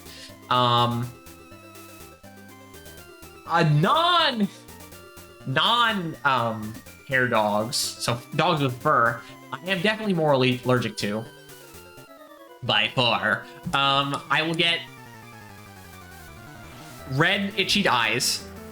When I was younger, it used to be a lot worse. I'm not as allergic as I used to be, which is definitely probably why I don't know what my reaction to a dog with hair would have been when I was younger. I don't know if it was ever tested out or known, considering we kept me away from dogs when I was definitely really young. But I remember my mom would tell me the story the time we learned I was allergic to dogs, so I was like 2 years old or something. And I like dogs. I just never really had been in physical contact with one before. And I'd apparently been over at a friend's house. Well, not my friend's house, like my mom's friend's house or something. And there was a big dog. And I was running around chasing after it or whatever. And then its tail whacked me in the face, and within like a minute, my face was all puffed up and my eyes were completely swollen shut. I don't remember this, but, you know, parents will. What did it say he was sending out? Oh, more Mankeys. Okay, that's cool. But yeah, apparently I had this really big reaction. In no living memory of mine have I ever remember having that reaction. Now, I remember getting itchy, really red and itchy eyes, and sometimes a scratchy throat, where it's a little hard to breathe, but never, like, life-threatening or anything. That's my reaction around fur dogs. Around him, again, it's just those red dots. You just give me some red dots, and not always. Like, if I put my forearm on him right now, I don't feel like anything is going to happen. It's just inconsistent. Why is your Machamp a lower level than your Mankeys? Is it so seismic cost does less damage to me? Is that supposed to be game balance? And then with cats, it's hard to say. I haven't been around cats very much, mostly because I'm not the biggest fan of cats. There have been nice cats I've met. There have been very mean cats I've met. My uncle's cat who died, actually kind of recently. He didn't like me very much. So definitely, especially since it wasn't a cat I knew very well. I definitely wasn't. I felt bad for my uncle because he very much liked that cat. But that cat didn't like me, so I didn't like him very much. But again, you should never celebrate the loss of a life. I've never heard of someone dying and I would say, yeah, it's a good thing they died. No, every loss of life is bad. Duh. No. I'm trying to think of any examples, but I can't think of any. Anyway, yeah. But some nice cats before. But my reactions to them have always been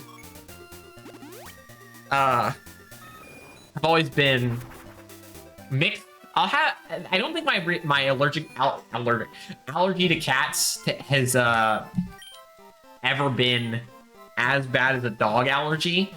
But there's also the fact that I avoid cats, since I've had enough bad experiences with cats that I tend to avoid them. I'm not scared of them per se, it's just, I say a healthy caution. Which comes back to my point of being scared of dogs. Because when I was younger, I was very allergic. And also I just didn't like the symptoms of allergies. There were a lot of times where I'd go over to a friend's house and they had a dog. And I would just be petrified of the dog, just mostly because of the allergy thing. Not even taking into consideration most dogs that are taken care of by normal people are very friendly.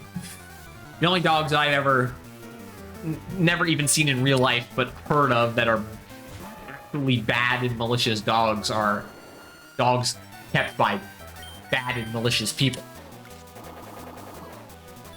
Dogs, due to the nature of how they've been bred throughout history, are a happy species. So as long as a human, you're a happy human who takes care of the dog's going to be a happy creature. Take my dog, for example. He would never hurt anyone. Right, in fact, so with my dog, sometimes, so granted, like he scratched me on accident earlier today. When you're playing with your dog, it kind of just happens. And I've been accidentally scratched like once or twice. But he would never do it on purpose. He would never bite anyone. I think I've been accidentally like nipped a little bit, never like enough to draw blood, but I definitely felt something. But again, he'd never bite anyone on purpose. You stick something in his mouth, he's like, nah, get it out. It's bad. Unless it's food. I would say my dog's biggest love is food he can't have. There's nothing he loves more than that, which checks out. I feel like a lot of dogs would definitely agree with Aiden on that regard, since dog food doesn't typically seem to be super appetizing. Aiden, my dog, likes to try to hold out eating his breakfast and dinner for other treats, but we obviously pay attention to that. And definitely not to us humans, but wet dog food, I would imagine, is much more appetizing to a dog. The dry dog food just looks stupid, like not appetizing whatsoever, even to a dog, apparently.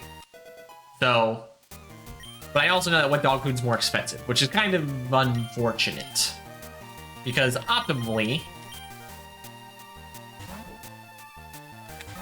you get your dog what's best, but unless you have a lot of money, I don't think you'd be able to buy your dog wet dog food all the time. And again, they still enjoy it. Like, definitely my dog sometimes he'll hold out on his food, and then sometimes he'll eat it with gusto. For instance, sometimes he'll go a whole day without eating, just because he's like, either I guess he's not hungry, or he's really trying to hold out for treats or something. Sometimes he'll be banging on his bowl, like, give me food now, I am hungry. I'm like, okay. If you want food and you haven't eaten yet today, that's fine with us. Obviously, we never overfeed him, but if he's hungry and it's not quite dinner, like the time I suppose we're not 100% consistent on giving him dinner considering he's fed 2 meals a day. We always give him, whoever he's with, whoever wakes up first, we'll give him his first meal. And if he eats that, we'll typically give him dinner eventually sometimes. Again, because he'll hold out sometimes. Sometimes we just give him dinner and then he looks at us and looks back at the food and looks at us and looks back at the food and then he walks away. And then sometimes he'll be banging his bowl and we're like, all right, yeah, sure, you can have your dinner now. And sometimes we'll give him dinner and he won't even get up from where he's laying. You know? Just how he is. Again, personality. I do remember when he was a puppy. We never had him when he was like really, really, really young. I think when we got him, he was like 6 months old or something. Anyway, when we first got him, he had 3 meals a day, and he would always eat everything immediately right away when he was that young. He's older now. He's more self-control. Kind of. In certain aspects. When it comes to food. That he can have. Again, he'd much rather eat food he can. Or he shouldn't eat. I think he's gotten into chocolate one time, which is everyone knows is the poison for dogs, but it was like a small amount, like M&Ms or something. So I think he was fine, or he was fine. He never had any problems. Why did it poison me? Turns out poison's not deadly to dogs if you only give them a little bit. No, granted, you should never give them chocolate. It's realistically, it's not good for us humans already. So it's definitely not good for dogs either. And again, it's poisonous. It's just a small amount's not going to get them sick. You don't have to get immediately worried. Now, if they eat a lot of chocolate, then you definitely have problems. Fortunately, that's never been the case. He doesn't get sick very often, which is good. A dog not getting sick is very much a plus. He got like I don't know, cold slash, I don't know what you call it. I think that he was in the kennel, dog hotel, something one time, and he got like this cough. The only time he ever had it. Apparently it's actually a common thing for kennels slash dog hotels slash places to hold your dog when you go somewhere. So I was like, okay, cool, I guess. It's a common thing. So he was like down under the weather for a little while, and that's the worst thing he's ever been sick about. There was one, I know like about 6 months ago or so in the summer, he was sneezing a lot, and my mom was freaking out. I was like, he's fine. He's just sneezing. I sneeze all the time. Every morning I have to blow my nose a ton and I sneeze a bunch. And do I go to the hospital for that? No. It's just, I don't know. Something that happens to me.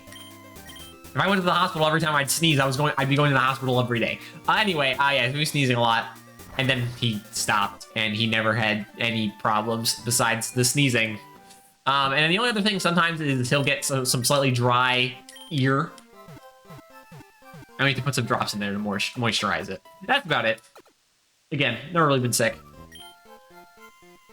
Granted, he's still young, relatively, for a dog. Definitely, he'll eventually get older, more susceptible to sickness. Gotta watch out for it more then. For now, he's fine. Like, he hasn't, definitely remember when he was younger, he'd have like some tumbles and stuff where, oh man, I remember this one time where he jumped off of something and he landed on his side. And then he was limping for a couple minutes after that. And my mom was like, oh my God, he's limping. And I'm like, yep. He is. I'm like, he's gonna walk it off. I promise. A couple minutes later, he'd walked it off and he was fine. I was like, I told you, he's basically still a kid, and kids can walk stuff off. Nothing like that has happened recently. So I don't know if he'd be able to walk anything like that off anymore. I'd assume so. It feels like he's still way more energetic than a human of his equivalent age would be. But obviously, it's better not to test that theory. But I believe in him. If he landed on his side from jumping off to something again, I'm pretty sure he'd be fine. I hope. Considering he likes to do stupid stuff sometimes. Again, he is kind of goes insane at certain things. Okay, best thing about a dog is, especially a dog you take care of, and since you take care for them very much, they obviously care for you very much, and they look up to you, is obviously you never want to hurt a dog, right? People abusing dogs is a classic story of getting dogs that you'll find like videos, heartfelt videos of people taking abused dogs in and taking care of them, but they're really scared of people, and you don't want that, right? But I would be lying if I said I hadn't accidentally like stepped on his foot before, and then he'll make that terrible noise that anyone who has a dog will know, because because dogs like to get under your foot, that this kind of thing will happen. And you're always like, oh, I'm so sorry. How could I ever do this to you? And he's looking at you and he's still wagging his tail. He's like, oh, and then you're like, oh, he's already forgotten. And I'm like, yeah, I'm sorry. But he's just so happy all the time, you know, that he forgets. It's certainly, dogs are a good thing. Now, if only he didn't get under my feet all the time. Like when I'm making a sandwich. And he's like looking at me saying, please, can I have the sandwich? And I'm like, no, you can't have the sandwich. It's my sandwich. I'm hungry. Also, you're not supposed to eat bread. He could eat like salami. It's fine if he eats salami if he wants. Our dog loves cheese. Of any variety. So we'll give them that sometimes. You know, it's kind of funny. So I know there's always talk about in old cartoons and stuff. Tom and Jerry is the first one that comes to mind. You'll see things of like giving a cat a bowl of milk. First of all, you never want to leave a bowl of milk out because that would go bad incredibly quickly. But second of all, apparently cats and dairy don't mix well. Role play? I don't remember this. What does this do? It's terrible. Yeah, apparently cats and milk or dairy don't mix well. Which, as someone who never owned a cat, I was like, oh, okay, I guess that's something I wouldn't have learned unless it just came up one day for no reason, I forget why. I don't know if specific breeds of dog and dairy mess up, but my dog eats a lot of cheese and he's never had any problems because of it. In fact, our original dog, the dog breeder we got him from, basically when we got him, he's like, oh yeah, I feed him cottage cheese all the time. You should give that to him. And we were like, okay. We don't really do that anymore. We just give him whatever cheese is on hand. Which is fine with me, because I don't like cheese. He can have all my cheese for all I care. That's not true. I like mozzarella cheese. And that's about it. Well, okay. So, I guess. So, obviously, you know, taste. Taste is whether it comes to food, which is the most obvious taste thing, or gaming, or whatever, is obviously highly subjective. As an American, I would definitely say that people put cheese on way too much stuff. There is cheese on everything. I like pizza. Not deep dish pizza. I like pizza. Okay, not so much Italian pizza either, because Italian pizza, they don't all usually evenly spread the cheese, and there's just huge sections of pizza where there's only tomato sauce, and that's not interesting. They have good cheese. Listen, the Italian pizza has good cheese, good tomato sauce, and good crust, and whatever other stuff you want to put on the pizza to make it just not a cheese pizza. But the inconsistency of the spreading of the cheese on an Italian pizza messes with me, and I don't like that.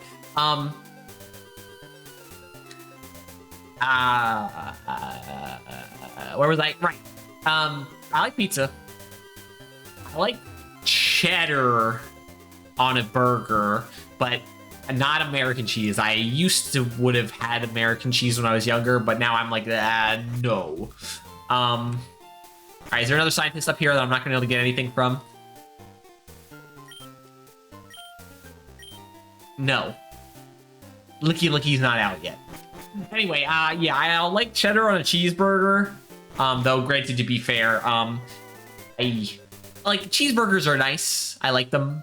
But I would rather have a burger with a fried egg. An over soft fried egg.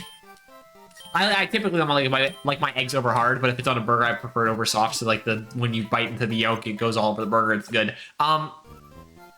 With a fried egg on top and some bacon and onions and lettuce and mustard. I don't like mayonnaise. The ketchup's okay, but I'd rather have mustard. I'm a mustard guy. I wonder if ranch would go well on that. I like ranch too, but like I like ranch with my French fries.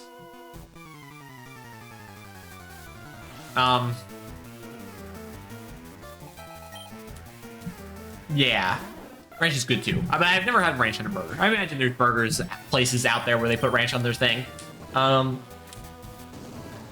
their burgers, but I've never had that. So I don't know. Probably just stick with mustard. But yeah. So yeah, I like cheese on pizza. I like a cheeseburger. I like mozzarella cheese just as it is. And by mozzarella cheese, I don't mean sliced mozzarella cheese that you'll find at a deli or something. I mean the actual white mozzarella that you get in like usually a ball form, sitting in liquid. That's good mozzarella cheese. I could eat that all day. And that's the only kind of cheese I could eat all day. And then sometimes there's that like 4 shredded cheese in a bag. Something about that. I think because there's mozzarella in it. I don't know. Actually, whatever there is, however they make that 4 shredded cheese that you'll get in a bag, there's something about that I like. I don't know. But that's about it for my cheese liking. Like, I don't like lasagna. It's way too much cheese. I don't like garlic bread with cheese on it. I don't like chicken with melted cheese. It's like, I don't know. And that's the problem, is that in America, they put cheese on everything. And I like my cheese in specific things, and that's about it.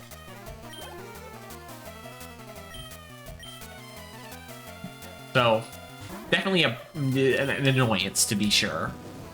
I don't like cheese in my salad.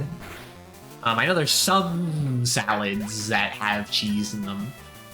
In fact, I like my salad pretty generically plain as is. Just give me lettuce/spinach. I don't care. Either one will work. And then some kind of dressing, and I'll be good. I could have onions, and I don't need to go in here. I could have like onions and green peppers, or red peppers, or yellow peppers, bell pepper, basically, in my salad. Don't like cucumbers though.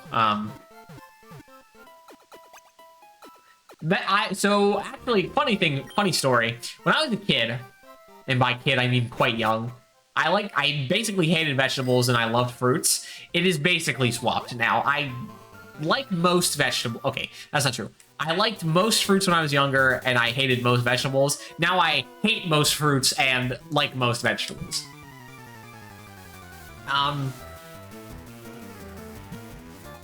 So, yeah, the only vegetables I can think of that I don't like are... Okay, I know tomatoes are technically a fruit. They feel more like a vegetable. I hate tomatoes, I hate cucumbers, I hate cauliflower. Everything else I can think of off the top of my head, I will either be like, okay, this is fine. Not like super enticing, but I'll eat it, or I like it. Fruits, I like. Raspberries are good. Grapes are okay. Apples are fine.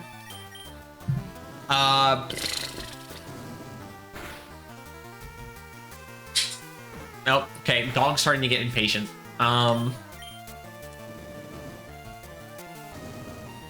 Listen. Aiden, come here. Come here. I'm in the middle of killing a Pharaoh. Come here. Come here, Aiden.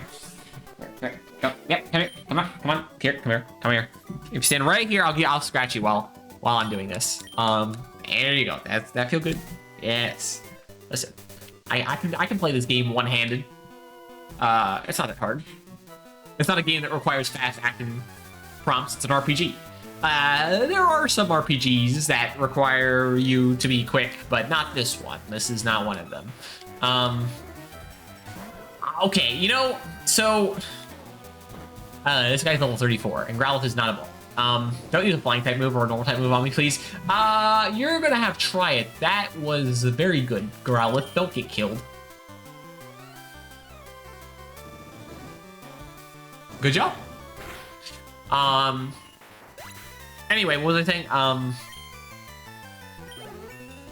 Yeah, so clearly is the fact that I listed the vegetables I don't like and I listed the vegetables I am like think are okay.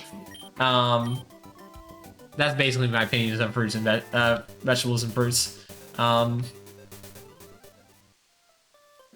don't know. There's just something about fruits that are weird to me nowadays. And there's something about vegetables and I'm like, yeah, they're mostly okay. Okay, wait. I just thought of one more. I don't like sweet potatoes. Which is funny. Because they're sweet potatoes. No, bleh.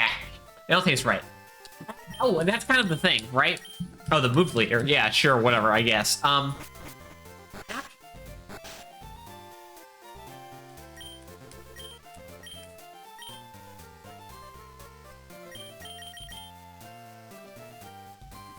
We can always teach him this again. No.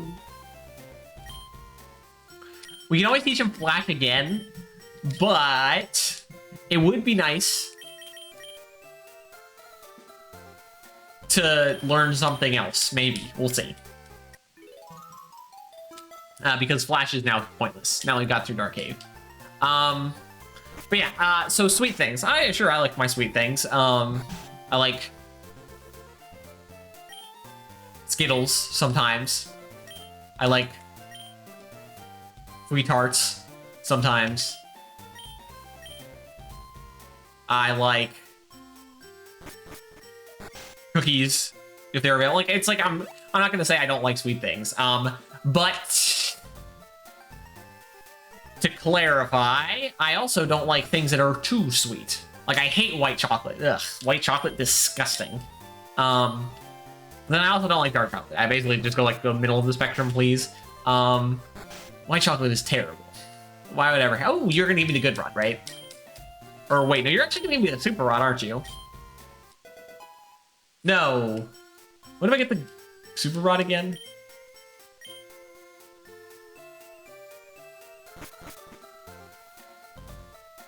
Whatever.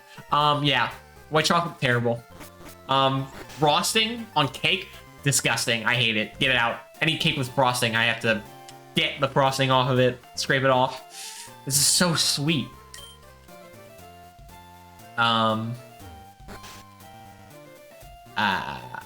Anything else?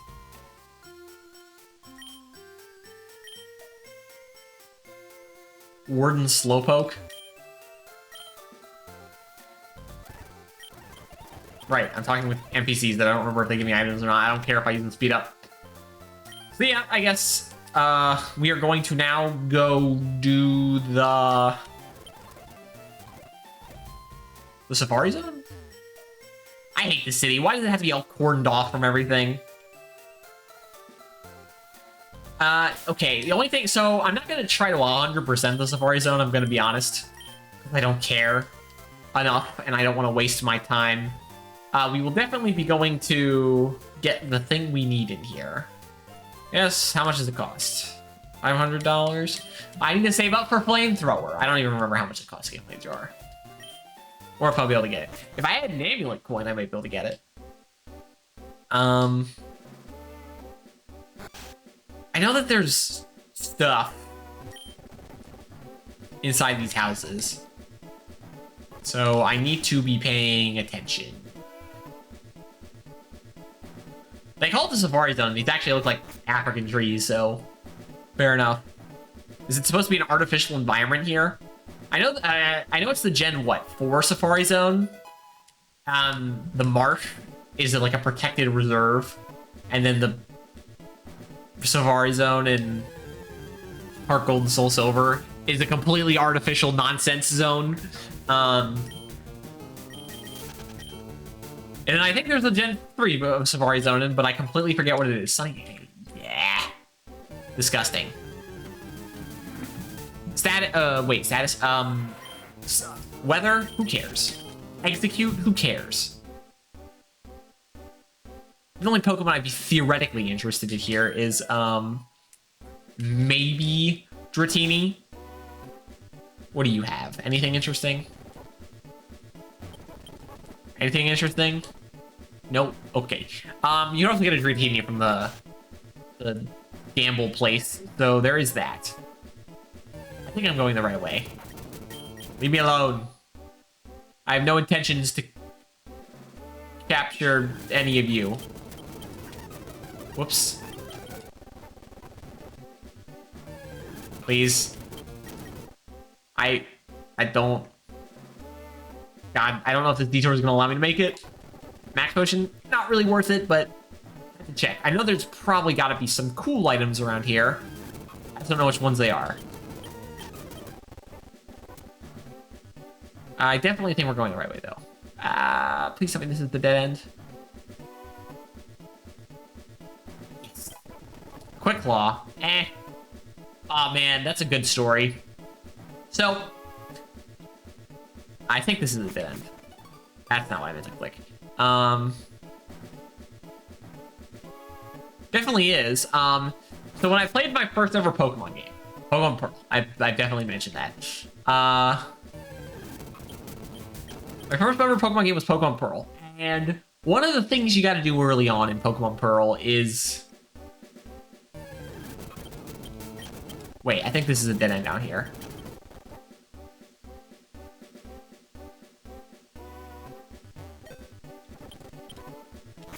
Damn it.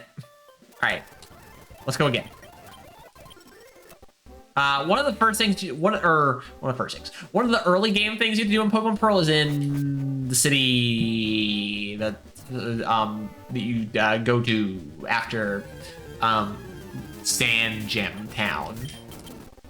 Is you go to the thing that is you have to get the talk to the clowns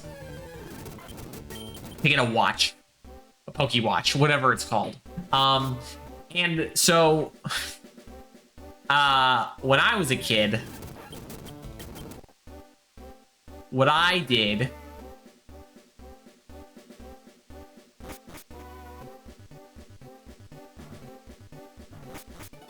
now, that's not what I wanted. What I did when I was a kid was I didn't realize I had to go back and talk to the guy after I talked to the clowns. So for the longest time, I was stuck in that place, not able to get past the stupid Poke thing, watch, roadblock. And so basically what happened... That's max potion. I don't need max potions. Was... You got anything interesting? No. Anyway, so I was stuck in that area for a long time, and one of the items you get there is a Quick Claw. Now, I don't actually think the Quick Claw is very good, but as it was being the first video game I'd realistically ever played, oh, TM47. I wasn't paying attention, so let's see what that is. Steel Wing, that, maybe. We can give that to, what's his, called? Pidgeotto.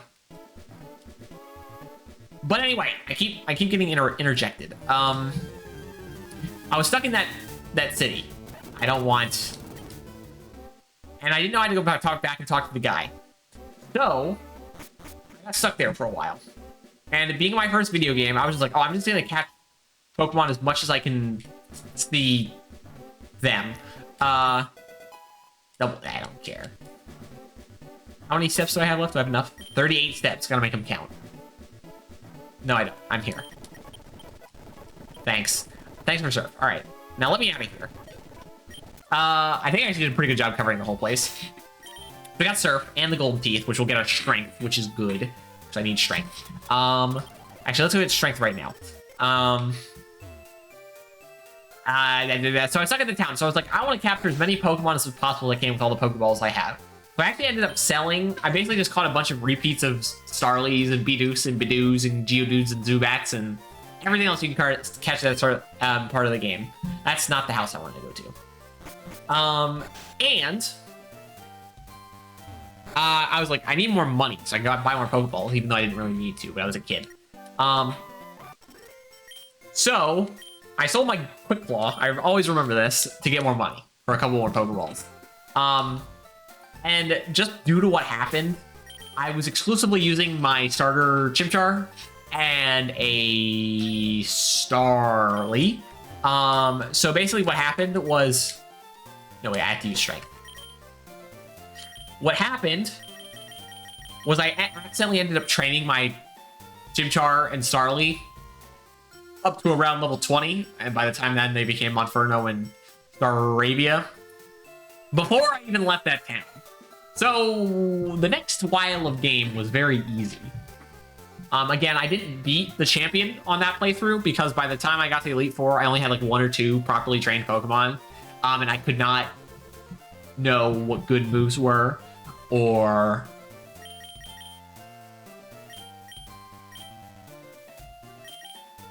I cannot know what good moves were, or I didn't have a proper team really, so I wasn't able to beat the Elite Four champion. But I always remember the fact that I was just stuck in that town for a long time, and you know, I had to sell my Quick Claw for Pokeballs. All right, cool. We now have this. Now,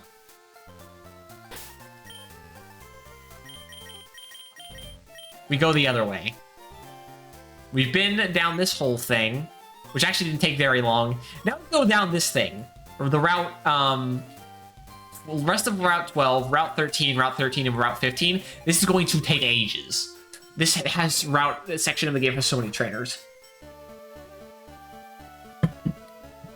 The dog is relaxing again. I will definitely take you and play with you later. You got it? He knows I'm talking about him. I'm talking this whole time in here. Typically, he knows if someone's talking, it's, and especially looking at him.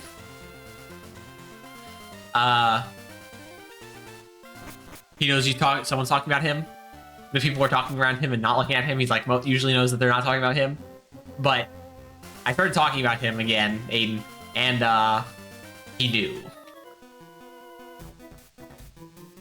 Oh yeah, right. Oh, is this the Super Rod guy? Wait, why did I do that? Rocker. You don't see that trainer class very often. Sure.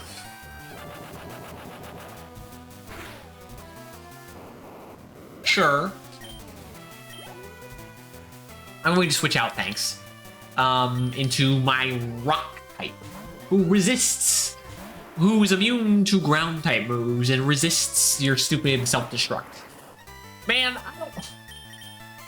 The fact that explosion, and again I assume self-destruct, cut defense in half to your opponent when you used it was such an interesting concept. Why did they take that out?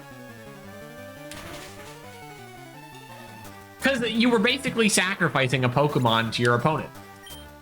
Take out one of theirs. Sure, sometimes you'd be able to get rid of a Pokemon that was almost dead, or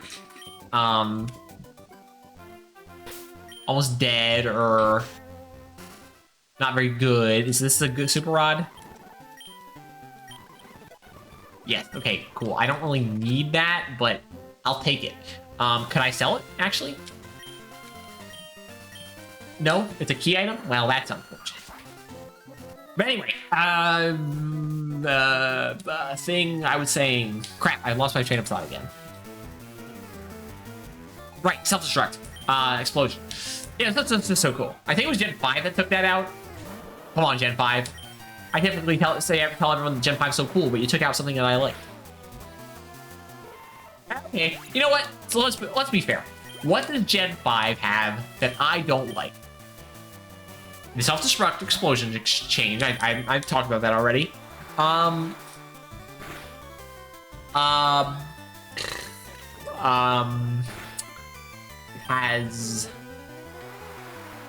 I'm trying to think of things that I don't like about Black and White 2 or Black and White. For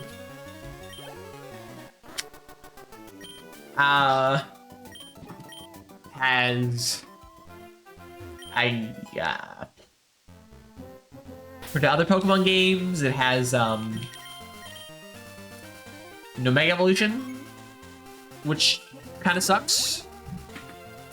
Doesn't have the changes of Ghost being able to hit through Steel or Steel not resisting, or no, Steel Black and White 2 has Steel resisting Dark and Ghost, which I think was a decent change. I like that. It has, or not doesn't have, no, it doesn't have fairies, which definitely feels lacking. It doesn't have the fog changes, which I definitely do think mix things up.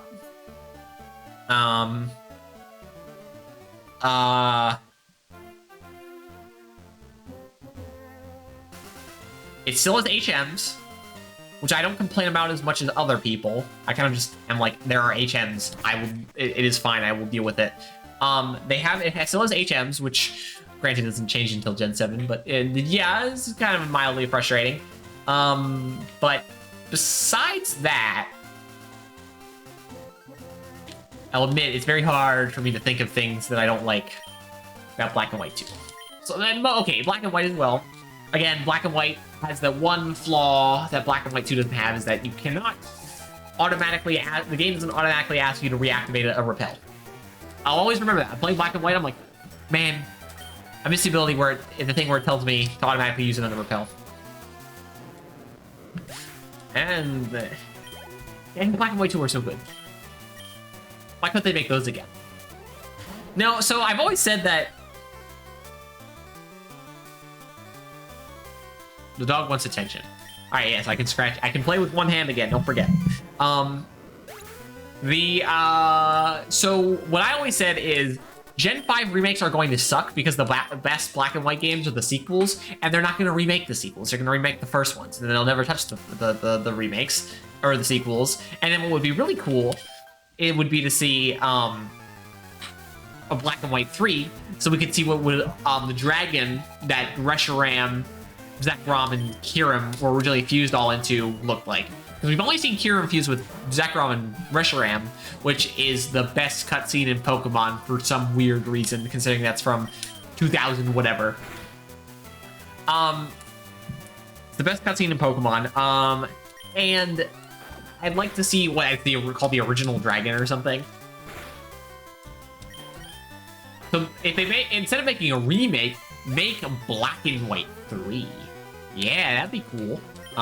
Except for we know it's gonna be bad, considering the fact that Sword and Shield were bad. People who say it's good are, so they say, coping. Scarlet and Violet, again, I've paid way less attention to that than I did to Sword and Shield, but it seems mostly bad to me. And then Brilliant Diamond and Shining Pearl are definitely bad. Why would you do that? Why would you make those games with the content from Diamond and Pearl, not Platinum? Are you stupid?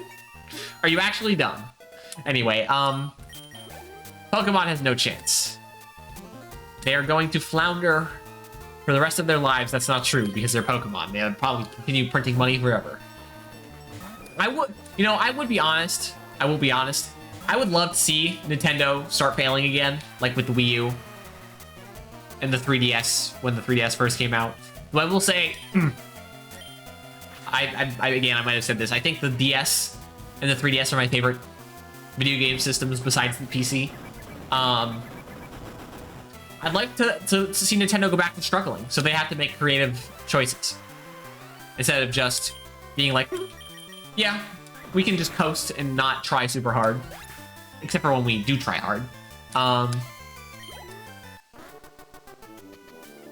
The only game that's the exception to this is fucking Fire Emblem Awakening, where they tried hard to target a different audience, and that audience was disgusting and degenerate, and damn it, why did they have to corner that market? I like the tactical combat. Why did you have to get rid of the weapon triangle in Three Houses, huh? I know Echoes didn't have it, but Echoes was from Fire Emblem 2. And Fire Emblem 2 was a very deliberate game that didn't need the weapon triangle. It didn't have axes in it, I think, for the most part. So, yeah, weapon triangle. I'm pretty sure the weapon triangle, at the very least, the weapon triangle, I'm pretty sure is back in Engage. So that's good. The weapon triangle is part of Fire Emblem.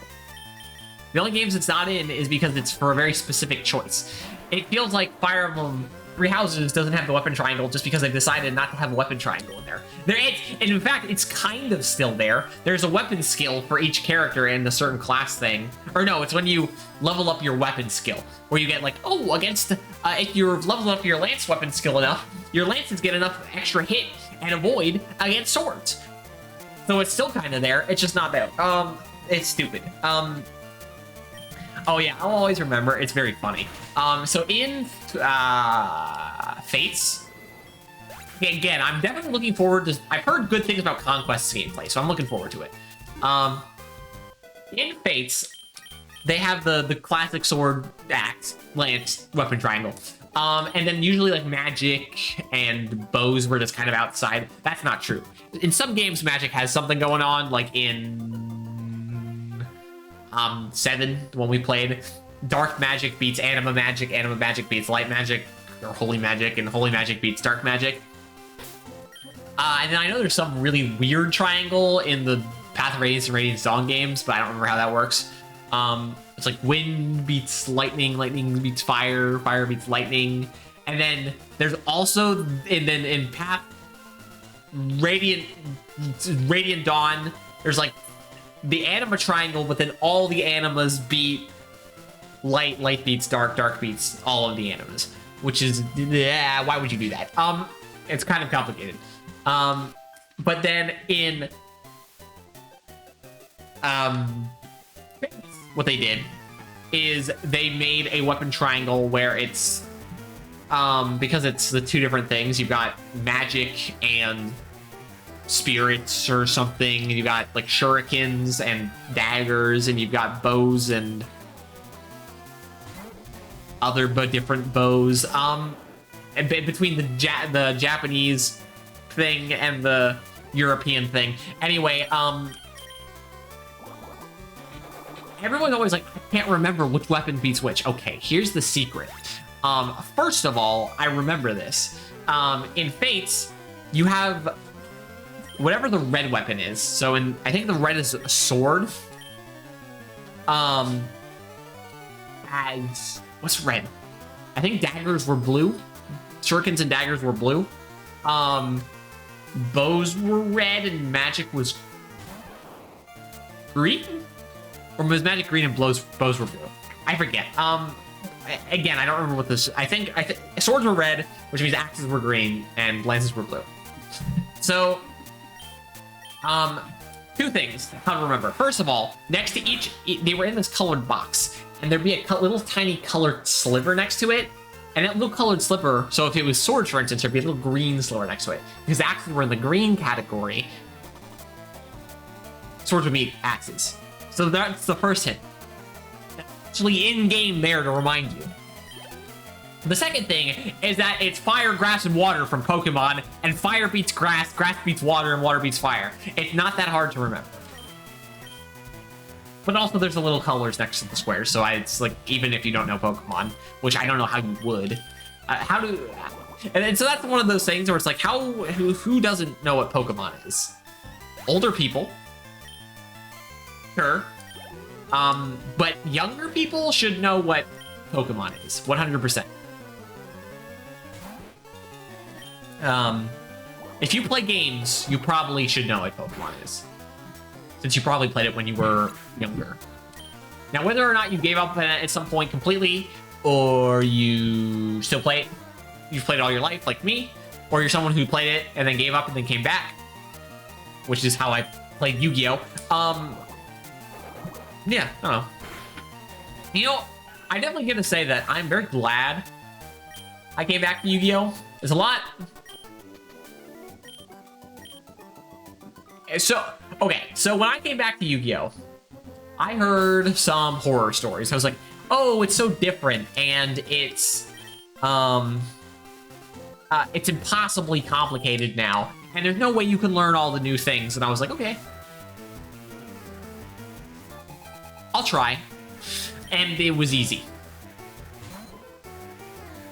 I don't remember if I've talked about this yet, but I definitely feel like talking about it since I brought up the whole leaving Pokemon and coming back to Pokemon thing. So it's just, I don't understand it. Learning Yu-Gi-Oh! Isn't actually that hard. At all. You say, you can normal summon one monster per turn. Levels 1 through 4. If a card says you can special summon it somehow through a card effect, a monster's effect, or a spell trap, or something, you can special summon as many times as you want, unless there's something like summon limit on the field. But that's like, again, it's a specific card stopping you from doing something. That's how floodgates work. Trap cards and cards have to be set for a turn before they can be used, and again, unless there's an exception.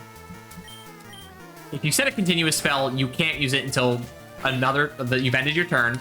But you can use, if you have it in your hand, you can use it whenever you want on your turn, except for during the damage step, unless it's a card that can be used in the damage step. Explaining the damage step and missing the timing is probably the two hardest things to understand about Yu-Gi-Oh! I'm still definitely... Damage step is probably the one thing I'm probably still least comfortable with. Missing the timing I've gotten down, even though it doesn't come up very often, because mostly missing the timing is relevant to older cards. But I'm very comfortable with missing the timing now, which they really should just make every card that misses timing not miss timing. They should just get rid of the mechanic and just say, pretend if you see a when, it says if instead. It's not hard. Anyway, but yeah, normal summon, level 1 through 4, unless there's an exception. Every rule has an exception, but the card will tell you in the card if it's an exception. As many special summons as you want. Ritual monsters require a witch rule spell, again, most of the time. And they go in the main deck. Fusion monsters require a fusion, the 2 cards on either on the field or in the hand, and they require a fusion spell. Again, exceptions, like contact fusions. The first one that comes to mind for me is Gladiator Beasts. This is an older one, but, you know. Although actually a Pendulum deck has that starving purple Venom Dragon, whatever he's called, you can fusion contact fusion him too. I personally don't like him very much. Xyz monsters require 2 monsters of the same level, with exceptions. Again, you always have to clarify that there are exceptions, but in general, 2 Xyz monsters require 2 monsters of the same level. Synchro monsters, the 2 monsters that you're making a monster into, need to add up in levels, and one of them needs to be a tuner. Pendulum cards are not as complicated as people say they are, and link monsters just require the material they say on the thing, and you can only link summon to an extra monster zone or a zone that a monster points to. And then to come back to pendulums, because they take a little more explanation, but they're not that complicated. The 2 numbers in the pendulum scale, you can pendulum summon once per turn like a normal summon, and you can pendulum summon monsters from your face-up extra deck to a extra monster zone or a zone of linked monsters pointing to, and any from your hand to wherever zones, from the numbers in between the scales, or their levels. It's not that hard. Oh, and okay, the one thing about people and pendulum monsters is like, is it a monster card? It's a spell card. Okay, it's a monster card all of the time, unless it's in the pendulum zone. That's the only time they're treated as spell cards. That's it. So, is it a spell card in the graveyard? No. Is it the spell card in the face-up extra deck? No. Is it a spell card in hand? No. Is it a spell card in the deck? No. Is it a spell card in the pendulum zones? Yes, that's it. That's all. That's the only thing you need to know. It's only a spell card then. And like, it's the only other thing. What the hell is my dog doing? He's crawling under the bed. I've never seen him do that before.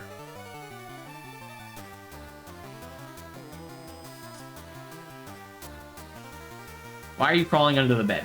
That is new. That is new for you. You hate going under my bed.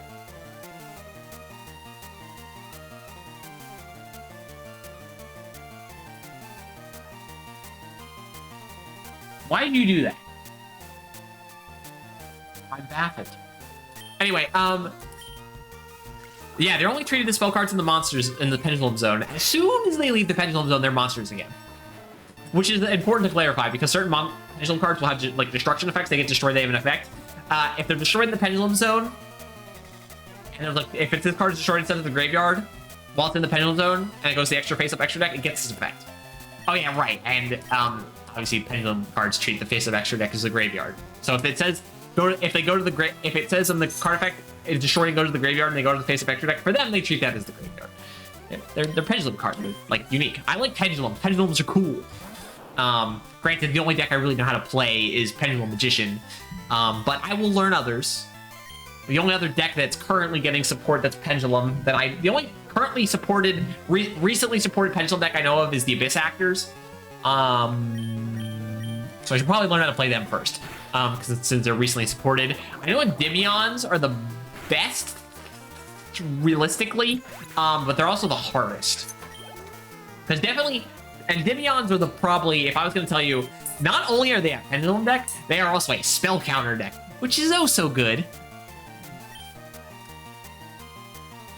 Any deck that uses counters is annoying. I'll say that. Granted, they don't use them very often on cards that matter. In fact, have they ever used counters on a deck that matters? Not that I can think of. No. Yeah, counters are kind of a stupid concept. Because if the card gets destroyed, oh no, where'd all my counters go? I was trying to get my 4 counters to do the thing, but got destroyed before then. Anyway, yeah, Endymion is definitely a difficult deck to play. So I know Pendulum Magicians.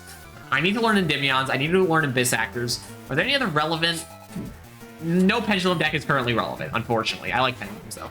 But are there any other decently kind of meta-y viable? I know Valance are a thing that came out recently-ish. I did not mean to press that. I don't know how good they are.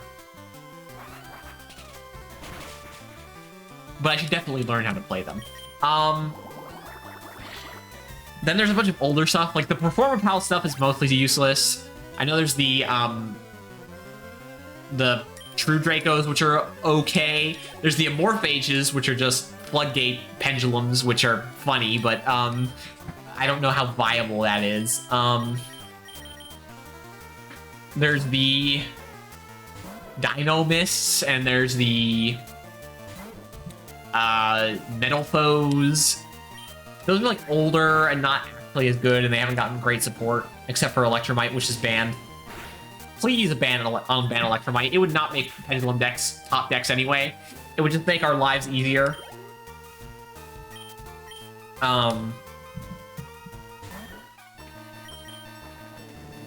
So yeah, it's kind of hard to find Pendulum decks that can stand up. And don't get me wrong, I can. So the only benefit, I don't like Kashtira. I would never, even if I had the money for it, I would not play it. I just don't think the deck looks very fun.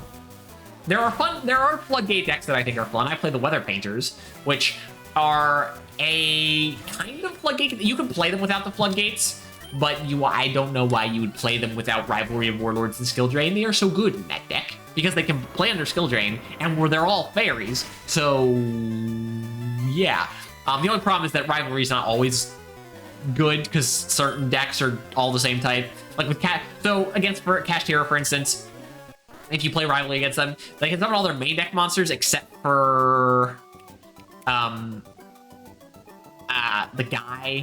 Vsauce form that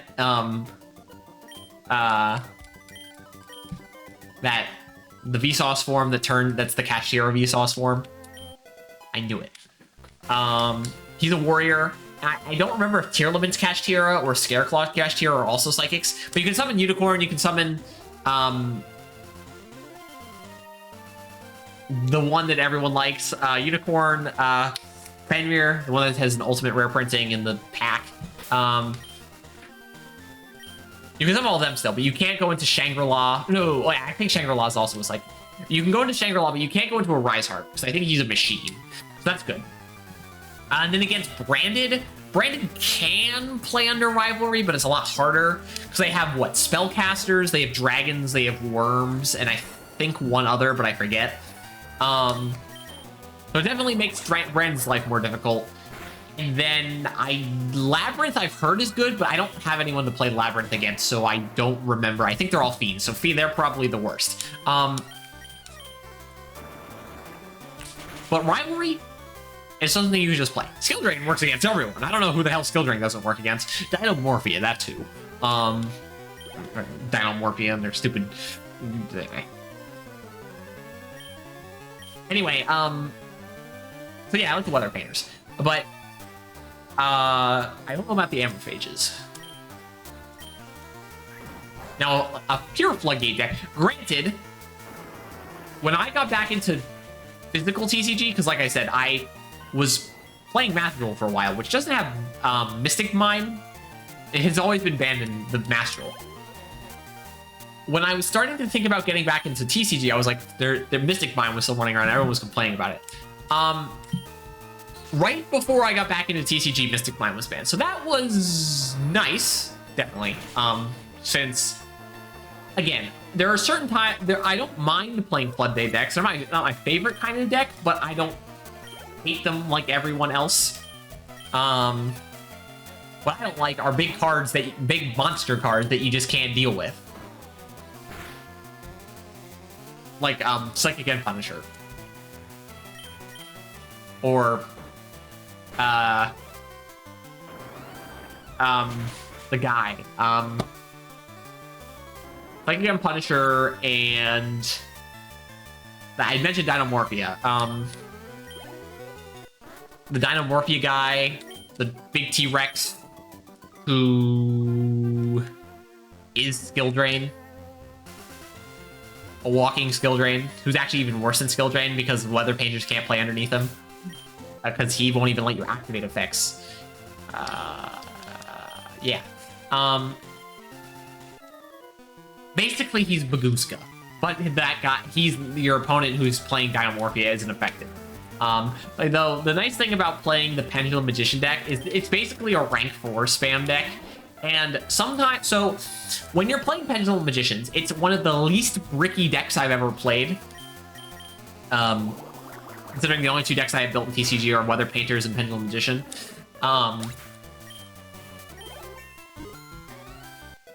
Imagine obviously I've shown a bunch of decks. But Pendulum Magician is one of the least bricky decks I've ever played. And it's great, but sometimes you get hands that do less, is what will happen. But you can usually literally make one rank 4. So my deck, especially when I'm going first in game 1, I go, they're probably not gonna have any like kaijus in the main, and most people are playing Lava Golem anyway. So I definitely think people, I know Kashkira has started playing around Lava Golem, so probably should start playing more kaijus instead of Lava Golem instead. Anyway, most people are not gonna have kaijus in their main deck. So in my deck, if I'm like, I got a hand that can do stuff, but it's not a lot of stuff, we go Pendulum, do our Pendulum summoning stuff, summon some guys, Baguska pass. Because my deck can still get the Baguska really easily on a hand that doesn't do a lot, but it still does something. And I didn't brick, I need like a turn or 2 maybe of them not being able to do anything to get to the cards I need to do stuff. Unfortunately, it works sometimes better than others. For instance, if I'm playing against an opponent that's almost entirely Link monsters, Baguska doesn't do anything. The 2 that come to mind are that I've played against. The 2 decks that I've played against at the locals I like to go to are Live Twin Sprite, mostly Link monsters. Sure, it shuts off like Gigantic and all the main deck monsters, obviously. But all the Live Twin nonsense is still live, obviously. Or the Evil Twin part. The Live Twin are the main deck monsters. All the Evil Twin cards are still on. And Marine Sense. Marine Sis. Granted, if I... no, it's... All the effects is like Link monsters and stuff. All the, like, for instance, there's the one that special summons from hand to a zone the Link monster points to. That one effect activates in the hand, so... Yeah. But against every other deck, as long as I don't have a Kaiju, Baguska is instant, I get to wait a couple turns. As long as I don't have like Raigeki or Dark Hole or something. Because obviously that part is Baguska, you're putting in a defense position, he does not affect by, god damn it. He's not affected by Lightning Storm. A very good bonus. I hate Lightning Storm. in both the weather painters and pendulums. Lightning Storm my back row, I get rid of my scales. Lightning Storm my weather painter deck. Oh, there goes my snowy canvas, my thundery canvas, my skill drain, my rivalry, my rainy canvas. I typically think rainy canvas is the best third canvas if you want a permanent canvas sticking around, since it is funny because it's like, oh, I'm gonna set my back row so that I can use it next turn. Nah, we're gonna rainy canvas in the end phase back to hand, and it's not a once per turn, so I can rainy canvas 3 times per turn. Bounce all your back row before you're able to use them. Or just get rid of field spells and stuff so they don't resolve, since you can typically only use a field spell's effect once per turn if it's a good field spell.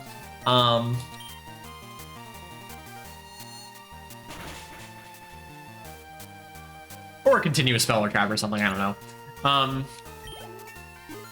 Oh, right. So, I had to go down a rabbit hole of card rulings. That's one of the few problems with Yu-Gi-Oh! Is card rulings can sometimes be really esoteric, however it's pronounced. Esoteric, I think. One of the things to come up is typically when you activate a continuous spell, most cards that negate an effect either negate and destroy, or they negate the activation. So if you negate the activation, the game pretends that the card was never activated at all and it goes to the graveyard. For a continuous spell, trap, or pendulum card, since I play a pendulum deck, that's relevant. If you activate your pendulum card, your continuous spell, your continuous trap, and they negate and destroy, obviously it's going to get negated and destroyed and it'll go to the graveyard. And if you get the activation, it'll go to the graveyard. And with the pendulum's case, because it's a pendulum monster, it typically go to the face effect deck, but because because it was on the field. It was never on the field at all. It goes to the graveyard instead. Because any pendulum monster sent from the hand to the graveyard goes to the graveyard instead. That's how it works. But I had a locals where I was playing against said Marine Test deck, and the Aqua Argonaut, if you read it, the card effect of the spell trap negate that it has is when your opponent activates a spell or trap card, quick effect, special summon one of your attached materials, and negate that activated effect. And this is why Yu-Gi-Oh! Is kind of funny, is because, and frustrating, is because it doesn't say negate the activation. It also doesn't say negate and destroy. It says negate that activated effect. Now, the confusion is I was playing a game of locals and I activated a continuous spell and my opponent was like, all right, I'm going to negate that with Aqua Argonaut. I was like, okay. And he's like, oh, is that going to go to the that's going to go to the graveyard, right? I'm like, I don't think so, no. So we called the judge out. I was like, no, it shouldn't. Because I was pretty sure, I remember playing against Marine Cess and Master Duel. And I played pendulums against them and it didn't send the stuff to the graveyard. So I was like, he called the judge over and he just clarified. He's like, no, it's going to go to the graveyard because you negated the effects. Blah, blah, blah. And I was like, that doesn't seem right. But at the time I wasn't sure about it. So I was just like, all right, fine, whatever. I ended up losing that match anyway because of Solemn Strike in a pendulum deck. Go figure. In fact, that guy always has Solemn Strike against me. It's very annoying. He never doesn't have Solemn Strike.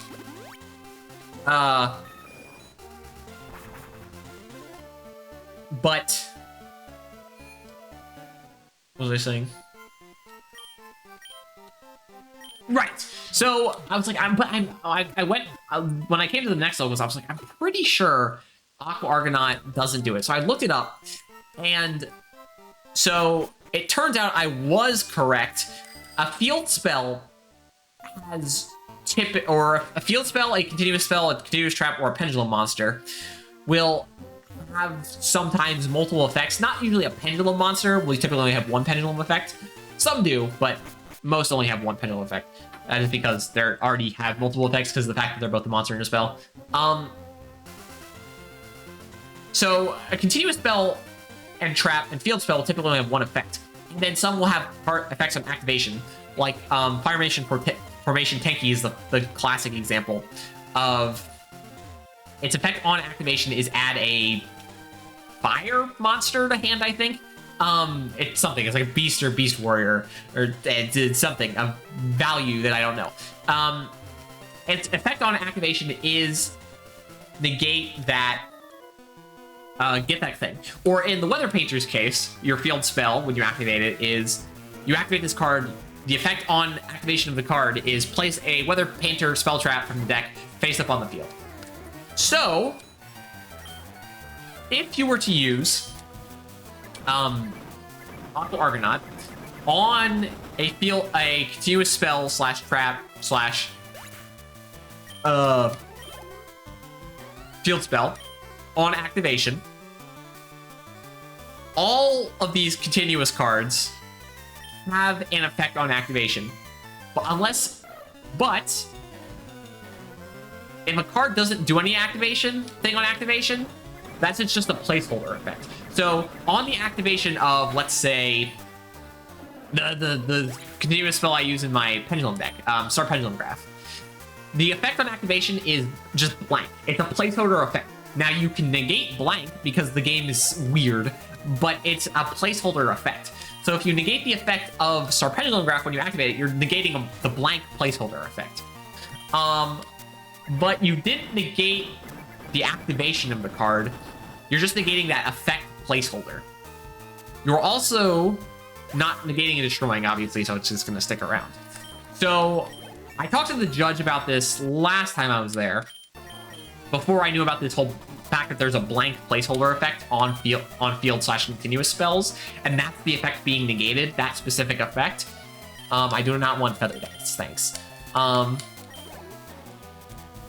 now, next time I go, I'll be like, all right, I figured out the reason why it doesn't just go to the graveyard. It's because it's saying negate that activated effect. The specific effect being activated is not the activation of the card itself, but the effect that's activated on the card activation, specifically.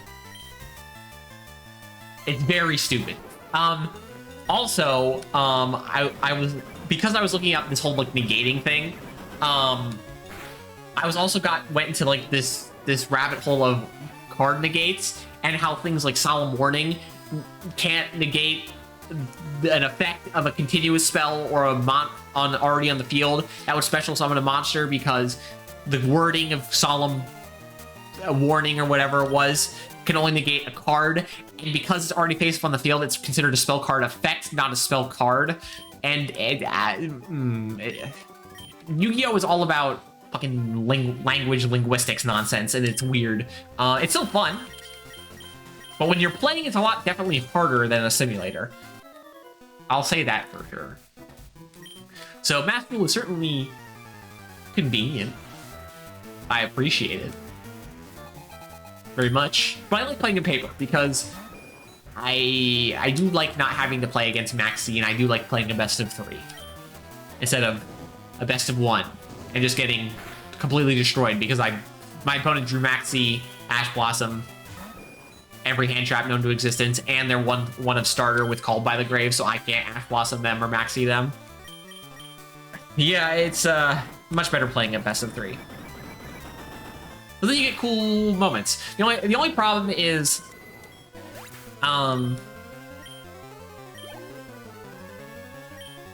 sometimes what happened last week, which is kind of funny, was I was playing at someone who was playing their deck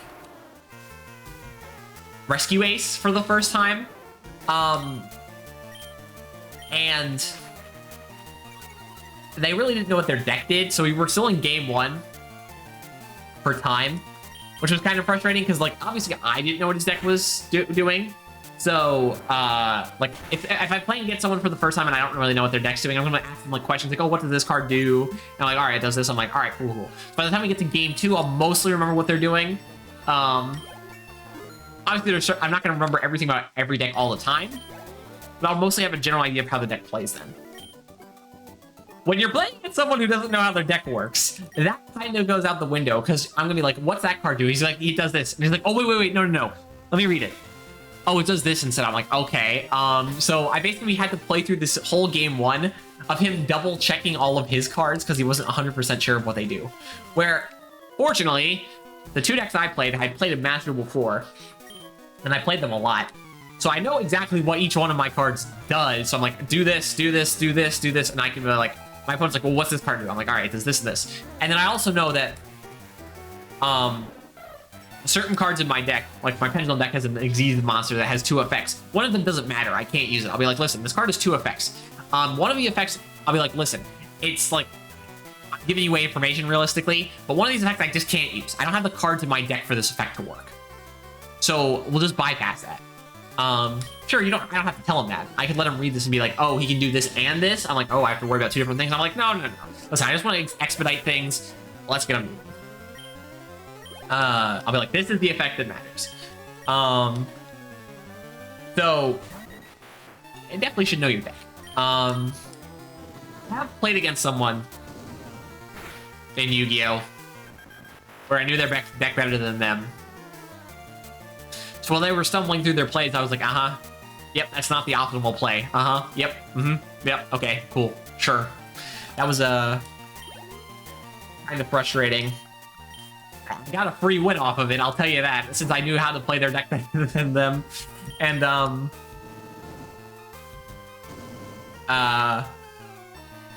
they weren't making optimal plays. I was like, yeah, I can see where this game is going.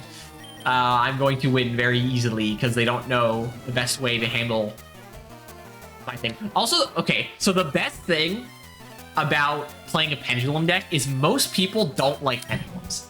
Because they're like, oh, it's complicated. I'm like, again, I'm telling you, Pendulums aren't complicated. You need to take a couple brain cells, apply them to the Pendulums for a couple seconds so you recognize how the mechanic works. Then you'll know how it works. Pendulum's not inherently complicated. So most people are like, oh, it's complicated.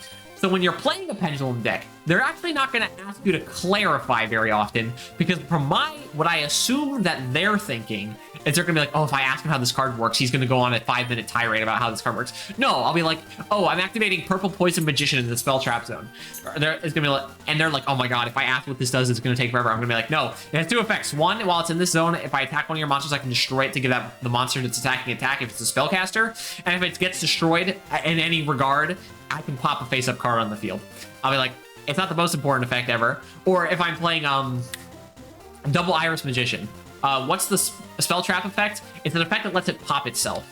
That's all. It makes my monster do double battle damage. That almost never matters. The effect that matters is the monster effect that when it gets destroyed, I get to search a Pendulum Graph card from my deck.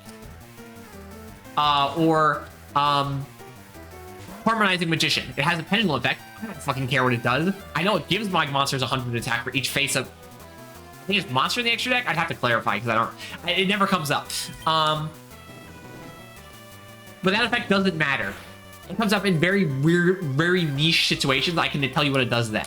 The effect that matters is on Pendulum Summon. I get to special summon a Magician monster from my deck. And also that monster is banished when it leaves the field and has its effect instigated. Or,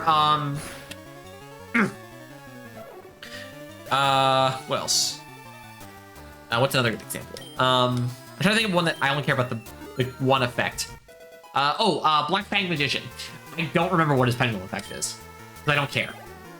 But his monster effect is when he's destroyed, I get to special summon a Dark Spellcaster. Is it Spellcaster or Dark Spellcaster? I forget. I think it's Dark Spellcaster.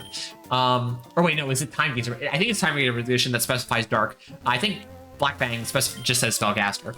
But yeah, Black Fang's like on destruction, special summon a Spellcaster from graveyard. I'm like, yeah, okay, that's a pretty good effect. This Pendulum effect, it's like destroy this card to make it so your monster does something cool. I'm like, all right, yeah, I don't care. I guess it's a way for me to destroy it, but it doesn't come up very often, so I typically, Black Fang is only going into the Pendulum scale if it's later in the game and I already have both Star and Time Pendulum Graph. Before that, I'm putting Double Iris in there, so I can hopefully pop him, use them as an 8th scale, get my other Pendulum Graphs, because I love Time Pendulum Graphs. Star Pendulum Graph's okay, I love Time Pendulum Graph. Some people like to play Magician Pendulums as a combo, super combo heavy deck. That's kind of, a lot of Pendulum decks can do that. Excuse me. I love playing Time Pendulum Graph Control. Get out Time Gazer Magician? No.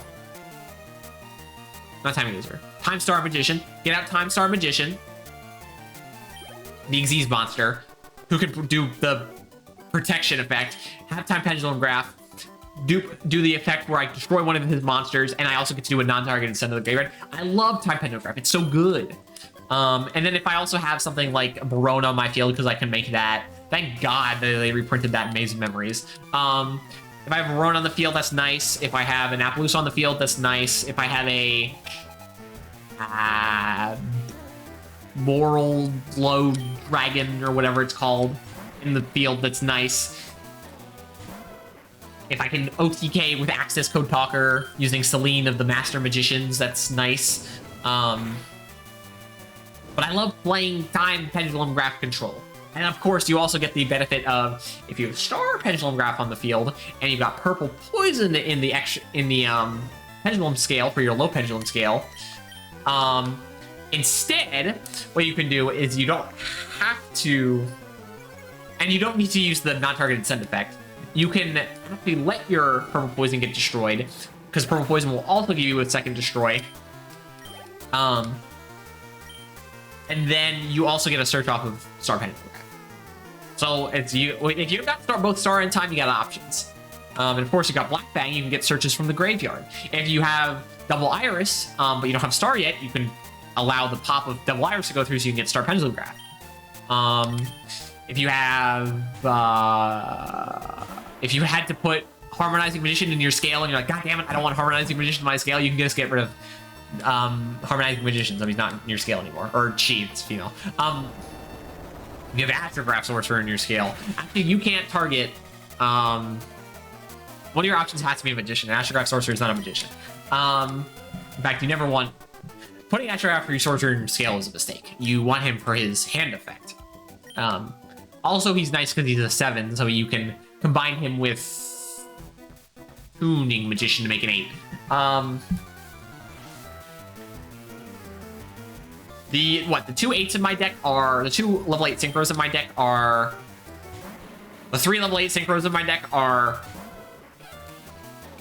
Luster Pendulum, the Draco Slave. No, Luster Pendulum is the main deck guy. What's the guy who bounces a monster back to deck or hand? Whatever. It's the Draco Slayer guy.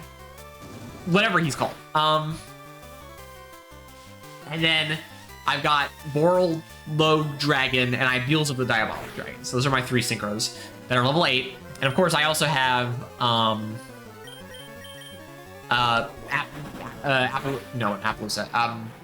Baron de Fleur for getting off of Harmonizing and Oath Dragon.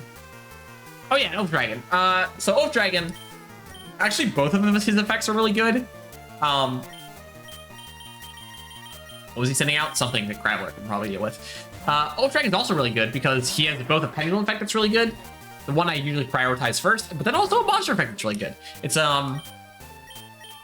his pendulum effect is the once per turn get a monster back from your face of extra deck, except for Oath Dragon, I think.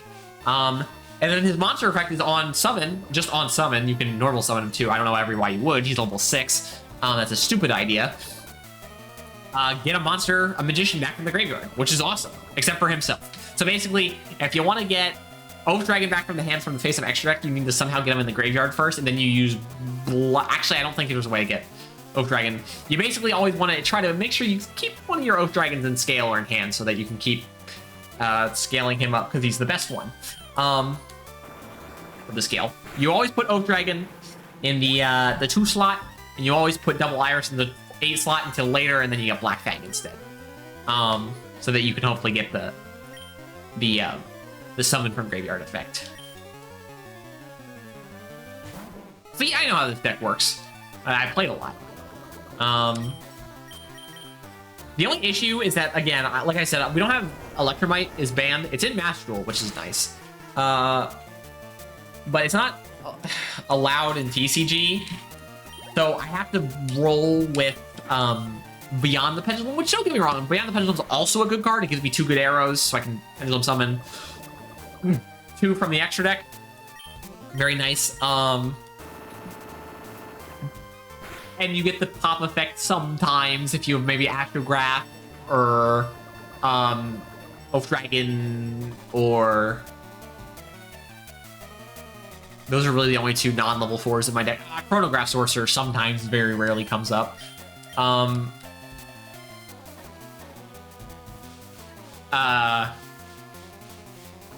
But the problem with Beyond the Pendulum is I need to draw Astrograph and something that can destroy itself to summon that.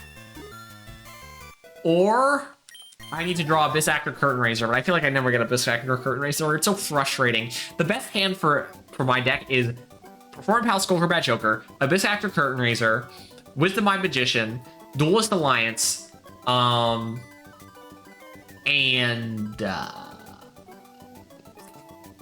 something else. Because activate Curtain Raiser, special summon Curtain Raiser, normal summon Joker, get off Joker, grab whatever Pendulum card you're missing. Activate Wisdom Eye, activate Duelist Alliance, grab Double Iris, activate Double Iris, activate...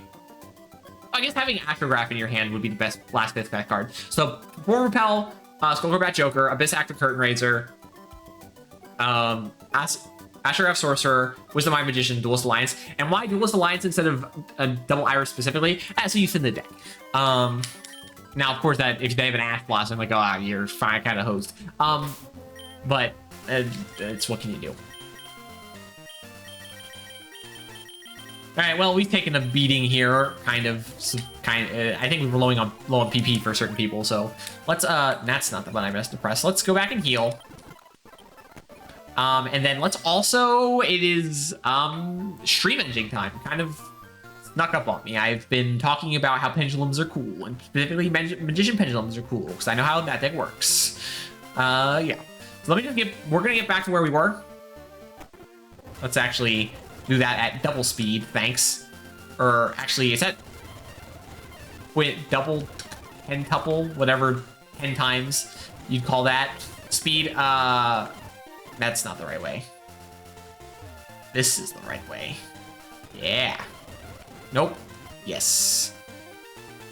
So we fought 2 of the bikers. All right, well, next time we didn't fight any gym leaders today, but like I said, there's a lot of shit we had to do after beating the grass gym leader. We did the Team Rocket stuff, we did the tower, we fought the 2 Snorlaxes, we did that whole side route, we did this whole side route. We'll finish this whole side route next time, and then we'll go fight the poison gym leader, and then we'll go fight the psychic gym leader. But yeah, good stream. We made progress. Got distracted a lot. It's kind of how I am. I talk about random nonsense. Dog, are you excited? I'm gonna take you out now. What was I? Oh, he's excited. All right, well, that's good. Just 1 second. I gotta stop the stream, okay? He's wagging his tail. He's good. Anyway, yeah, so that's it for the stream, and I'll see you all tomorrow with a new game that I'll set up properly so I can actually play it now. Anyway, yeah, have a nice evening, and goodbye.